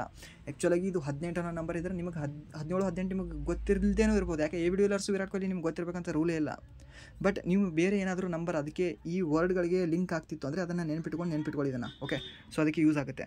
ಸೊ ನೆಕ್ಸ್ಟ್ ಏನಂದರೆ 19ನೇ ಭಾಗ ಅಂತ ಇಲ್ಲಿ ವಿವಿಧ ಅಂತ ಕೊಟ್ಟಿದ್ದಾರೆ. ಸೊ ಇದು ಅಷ್ಟು ಇಂಪಾರ್ಟೆಂಟ್ ಇಲ್ಲ. ಓಕೆ, ಅದರ್ಸ್ ಅಂತ ಬರ್ತದೆ ಇದು. ಓಕೆ, ಅದರ್ಸ್ ಅಂತ ಬರ್ತದೆ ಇಲ್ಲಿ, ಅದರ್ಸ್ ಬೇರೆ ಎಲ್ಲ ಬರ್ತದೆ. ಇದು 19ನೇ ಭಾಗ, ಇದು ಅಷ್ಟು ಇಂಪಾರ್ಟೆಂಟ್ ಇಲ್ಲ. ಸೊ ನೆಕ್ಸ್ಟ್ 20ನೇ ಭಾಗ ಬರ್ತದೆ ನೋಡಿ. ಇದು ಈ 20ನೇ ಭಾಗ ಇದೆಯಲ್ವ, ಇದು ಹೆವಿ ಇಂಪಾರ್ಟೆಂಟ್. ಯಾವ ಭಾಗದಲ್ಲಿ ಕೇವಲ ಒಂದು ಆರ್ಟಿಕಲ್ ಮಾತ್ರ ಇದೆ, ಕೇವಲ ಒಂದು ವಿಧಿ ಮಾತ್ರ ಇದೆ, ಕೇವಲ ಒಂದು ಲೇಖನ ಮಾತ್ರ ಇದೆ ಅಂತ ಕೇಳಿದಾಗ ನೀವು 20ನೇ ಭಾಗ ಅಂತ ಹೇಳಬೇಕು. 20ನೇ ಭಾಗ ಎದ್ರ ಬಗ್ಗೆ ಹೇಳ್ತಾನೆ? ಸಂವಿಧಾನದ ತಿದ್ದುಪಡಿ ಬಗ್ಗೆ ಹೇಳ್ತಾರೆ. ನಾನು ಇವಾಗಲೇ ಹೇಳ್ದೆ ಅಲ್ವಾ, ನಾನು ಪೆನ್ ಅದ ಅಂತ ಸುಮ್ಮನೆ ಬರೆದಿದ್ದೀನಿ 106 ಸರಿ ಅಂತ, ಸರಿನಾ. ಆ 106 ಸರಿ ಬರೆದಿದ್ದಕ್ಕೆ ಯಾವುದು ಅನುಮತಿ ಮಾಡಿಕೊಟ್ಟದ್ದು ಗೊತ್ತಾ? ಇದೇ ತಿದ್ದುಪಡಿ 368ನೇ ವಿಧಿ ಇದು ನಮಗೆ ಅವಕಾಶ ಮಾಡಿಕೊಟ್ಟಿದೆ. 368ನೇ ವಿಧಿ ಏನು ಹೇಳ್ತಾ ಗೊತ್ತಾ? ತಿದ್ದುಪಡಿ ಮಾಡು ನೀವು, ಕಾಲಕ್ಕೆ ನಿಮಗೆ ದೇಶ ಬದಲಾಗ್ತಿರ್ತದೆ. 1950ರಾಗ ಇದ್ದಂಗೆ ದೇಶ ಇರೋದಿಲ್ಲ. ಸೊ ಅದಕ್ಕೆ ನೀನು ತಿದ್ದುಪಡಿ ಮಾಡ್ಕೋ, ನೀನೇ ಏನು ಬೇಕಂತ ಬರ್ಕೋ, ಬಟ್ ಇದ್ರೇನು ದೇಶದ ಒಪ್ಪಿಗೆ ಬೇಕು, ಸಂಸತ್ತಿನ ಒಪ್ಪಿಗೆ ಬೇಕು ಅಂತ ಹೇಳ್ತದೆ. ಯಾವುದು? 368ನೇ ವಿಧಿ. ಸೊ ಸಂವಿಧಾನದ ತಿದ್ದುಪಡಿ ಬಗ್ಗೆ ಎಷ್ಟನೇ ವಿಧಿ ಹೇಳ್ತದೆ ಅಂದರೆ 20ನೇ ಭಾಗ ಹೇಳ್ತದೆ, ಹಾಗೆ 368ನೇ ವಿಧಿ ಹೇಳ್ತದೆ, ಸರಿನಾ? ಅದು ನೆನಪಿರಲಿ. ಸೊ ನೆಕ್ಸ್ಟ್ ಏನಂದರೆ ತಾತ್ಕಾಲಿಕ ನಿಬಂಧನೆಗಳ ಬಗ್ಗೆ, ತಾತ್ಕಾಲಿಕ ಅಂತ ನೆನಪಿಕೊಳ್ಳಿ. 21 ಏನಂದರೆ ಟೆಂಪ್ರರಿ ಇದೆ. ಓಕೆ, 21 ಏನಿದೆ ಟೆಂಪ್ರರಿ ಇದೆ. ಇದು ಜಾಸ್ತಿ ಕೇಳೋದಿಲ್ಲ. ಬಟ್ ಏನಂದರೆ ಇನ್ನೊಂದು ಸಂಕ್ಷಿಪ್ತ ಶೀರ್ಷಿಕೆ ಮತ್ತು ರದ್ದತಿಗಳು, ಕೆಲವೊಂದು ಇದ್ರೇನೋ ರದ್ದತಿಗಳು, ಕೆಲವೊಂದು ಅಧಿಕೃತ ಪಠ್ಯದ ಬಗ್ಗೆ ಎಲ್ಲ ಏನು ಹೇಳ್ತಂದರೆ 22ನೇ ಭಾಗ ಹೇಳ್ತದೆ. ಏನು ಗುರು 25 ಇದೆ ಅಂತ ಹೇಳಿದೆ, 22 ಇದಾವಲ್ಲಿ ಇಲ್ಲಿ ಕೇಳ್ಬೋದು. ಓಕೆ, ಸೊ ಮೂಲ ಸಂವಿಧಾನದಲ್ಲಿ ಎಷ್ಟಿದಾವೆ ಅಂತ ಹೇಳಿದೆ? 22 ಇದಾವೆ ಅಂತ ಹೇಳಿದೆ. ಸೊ ಇದೇ ಅಲ್ವಾ 22? ಮತ್ತು ಇನ್ನೂ 3 ಎಲ್ಲಿದ್ದಾವೆ? ಇವಾಗಲೇ ಹೇಳಿದ್ದೇನಲ್ರಿ. ಓಕೆ, ಮತ್ತೆ ಕನ್ಫ್ಯೂಷನ್ ಆಗ್ತೀರಾ ನೋಡಿ. ಒಂದಿದೆ 14A. ಓಕೆ, ಸೊ ಅದಾದ ನಂತರ ನೆಕ್ಸ್ಟ್ ಇಲ್ಲಿ ಬರಬೇಕು ನೀವು 4A. ಓಕೆ, 4A ಇದೆ, ಸಾರಿ 9A ಇದೆ, 9B ಇದೆ, ಸರಿನಾ. ಅದಾದ ನಂತರ ನೆಕ್ಸ್ಟ್ ಎಲ್ಲಿ ಬರ್ತದೆ ನಿಮಗೆ? 4A ಬರ್ತದೆ ಅಲ್ವಾ. ಸೊ ಟೋಟಲ್ ಎಷ್ಟಾಯಿತು? 15 ಆಯಿತಾ? ಆಗಿಲ್ವಾ ಇನ್ನು? ಒಂದು ಸರಿ ಚೆಕ್ ಮಾಡ್ಕೊಂಡು ನೋಡೋಣ. ಎಲ್ಲೆಲ್ಲಿ A B ಬರ್ತಿದ್ದಾವೆ ಅಲ್ಲೆಲ್ಲ ನೀವು ಕೂಡಿಸ್ಕೋಬೇಕು. ಆದರೆ ನಿಮಗೆ 4 ಸಿಗುತ್ತೆ ಅನಿಸುತ್ತೆ. ಒಂದು ಸರಿ ಚೆಕ್ ಮಾಡ್ಕೊಳ್ಳಿ ನೋಡೋಣ. 4 ಸಿಗುತ್ತೆ. ಬಟ್ ಇಲ್ಲಿ ಇನ್ನೊಂದಿದೆ ಅಲ್ರಿ, ಯಾವುದು? ಪಂಚಾಯಿತಿಗಳ ಬಗ್ಗೆ. ಓಕೆ, ಈ ಪಂಚಾಯಿತಿಗಳು 1 2 3 3 ಭಾಗಗಳಾದವಾ. ಸೊ ನೆಕ್ಸ್ಟ್ ಏನು ಬರುತ್ತೆ ಅಂದರೆ ಇಲ್ಲಿ ಮೂಲಭೂತ ಕರ್ತವ್ಯಗಳು 4 ಭಾಗ ಆಯಿತಾ. ಸೊ ಇಲ್ಲಿ 14A ಭಾಗ ಯಾವುದು? ನಿಬಂಧನೆಗಳು, ಸಾರಿ ನ್ಯಾಯಮಂಡಳಿಗಳು 5 ಆಯಿತಾ. ಸೊ 5 ಐತಲ್ಲ. ಓಕೆ, 5 ಅಲ್ವಾ? ರೈಟ್. ಯಾಕೆ ಹೇಳಿ ನೋಡೋಣ. ಯಾಕೆ 5 ರೈಟ್ ಅಂದರೆ 3 ಬರಬೇಕಾಗಿತ್ತು, ಬಟ್ 5 ಬಂದಿದ್ದಾವೆ. ಯಾಕೆ ರೈಟ್ ಹೇಳಿ? ಯಾಕೆ ಅಂದರೆ 7ನೇ ಭಾಗ ತೆಗೆದುಹಾಕಿಬಿಟ್ಟಿದ್ದಾರೆ. 7ನೇ ಭಾಗ ತೆಗೆದುಹಾಕಿದ್ದಾರೆ. ಸೊ 1 ಮೈನಸ್ ಮಾಡಿ, ಇದರಲ್ಲಿ 1 4 ಆಯಿತು, ಸರಿನಾ. ಸೊ ನೆಕ್ಸ್ಟ್ ಏನಂದರೆ ಇಲ್ಲಿ ಪಂಚಾಯಿತಿಗಳು ಇದು 73ನೇ ತಿದ್ದುಪಡಿ ಮುಖಾಂತರ ಸೇರಿಸಿದ್ದಾರೆ. ಈ 9ನೇ ಭಾಗದಲ್ಲಿ ಮೊದಲು ಬೇರೆನೇ ಇತ್ತು. ಸೊ ಅದಕ್ಕೆ ಈಗ ಪ್ರಸ್ತುತ ಯಾವುದಿದೆ? ಪಂಚಾಯಿತಿ ಇದೆ. ಸೊ ಅದಕ್ಕೆ 3 ಅಂತಲೇ ಕನ್ಸಿಡರ್ ಮಾಡ್ಕೊಳ್ಳಿ ನೀವು. ಟೋಟಲ್ 22 + 3 ಅಂತ ನೆನ್ಬಿಟ್ಕೊಳ್ಳಿ, 25 ಆಗುತ್ತೆ ಅದು. ಓಕೆ, ಸೊ ಟೋಟಲ್ ಎಷ್ಟು ಭಾಗಗಳಿದೆ ಅಂದರೆ 25 ಭಾಗಗಳಿದ್ದಾವೆ, ಸರಿನಾ. ಸೊ ನೆಕ್ಸ್ಟ್ ಏನಿದೆ ಅಂದರೆ ವಿಧಿಗಳ ಬಗ್ಗೆ ಬರ್ತದೆ. ಸೊ ಈ ವಿಧಿಗಳ ಬಗ್ಗೆ ಇದೇ ವಿಡಿಯೋದಲ್ಲಿ ನಿಮಗೆ ಹಾಕಿದ್ರೆ ಸ್ವಲ್ಪ ಲೆಂತಿ ಆಗುತ್ತೆ ಮೇ ಬಿ. ಸೊ ಇದಕ್ಕೆ ಅಂತ ನಿಮಗೆ ಇನ್ನೊಂದು ಎಡಿಷ್ನಲ್ಲಿ ಇದಕ್ಕೆ ವಿಡಿಯೋ ಮಾಡಿ ಹಾಕಿರ್ತೀನಿ, ಸರಿನಾ. ಸೊ ಅದನ್ನು ನೋಡ್ಕೊಳ್ಳಿ. ಯಾಕಂದರೆ ನಾನು ಮೇ ಬಿ ಕ್ವಿಕ್ಕಾಗಿ ಆಗುತ್ತೆ ಅಂತ ಅಂದ್ಕೊಂಡೆ ನಾನು, ಬಟ್ ಅದು ಟ್ರಿಕ್ ಎಲ್ಲ ಹೇಳ್ತಾ ಅದಕ್ಕೆ ಸ್ಟೋರಿ ಹೇಳ್ತಾ ಕೂಡೋದಕ್ಕೆ ಅದಕ್ಕೆ ಭಾಗಗಳಿಗೆ ಮತ್ತು ಅನುಸೂಚಿಗಳಿಗೆ ಸ್ವಲ್ಪ ಟೈಮ್ ಸ್ಪೆಂಡ್ ಆಯಿತು. ಇನ್ನೊಂದು ಅದರ ಎಡಿಷ್ನಲ್ ಇನ್ಫಾರ್ಮೇಷನ್ ಹೇಳೋದಕ್ಕೆ ಒಂದು 40-45 ನಿಮಿಷ ಆಯಿತು ಇಲ್ಲಿವರೆಗೆ ಟಿಲ್ ನಾವು. ಓಕೆ, ಸೊ ಅದಕ್ಕೆ ಈ 70 ಭಾಗಗಳು ಹಾಗೆ ಕೆಲವೊಂದು ಇನ್ನೂ ವಿಶೇಷ ಪ್ರಶ್ನೆಗಳನ್ನು ತೊಗೊಂಡು ನಿಮಗೆ ನೆಕ್ಸ್ಟ್ ವಿಡಿಯೋದಲ್ಲಿ ನಿಮಗೆ ಅಪ್ಡೇಟ್ ಕೊಡ್ತೀನಿ. ಓಕೆ, ಸೊ ಇಲ್ಲಿವರೆಗೂ ನೀವೇನಾದರೂ ವಿಡಿಯೋ ನೋಡಿ ವಿಡಿಯೋ ಇಷ್ಟ ಆಗಿದ್ದರೆ ಪ್ಲೀಸ್ ಲೈಕ್ ಮಾಡಿ ಅಂತ ಹೇಳ್ತಾ, ಹಾಗೆ ಇಫ್ ಇವನ್ ವಿಡಿಯೋ ಇಷ್ಟ ಆಗಲಿಲ್ಲ ಅಂದರೆ ಸೊ ಆಬ್ವಿಯಸ್ಲಿ ಡಿಸ್ಲೈಕ್ ಮಾಡಿ ಅಂತ ಹೇಳ್ತಾ ವಿಡಿಯೋನ ಎಂಡ್ ಮಾಡ್ತಾಯಿದ್ದೀನಿ. Thank you so much.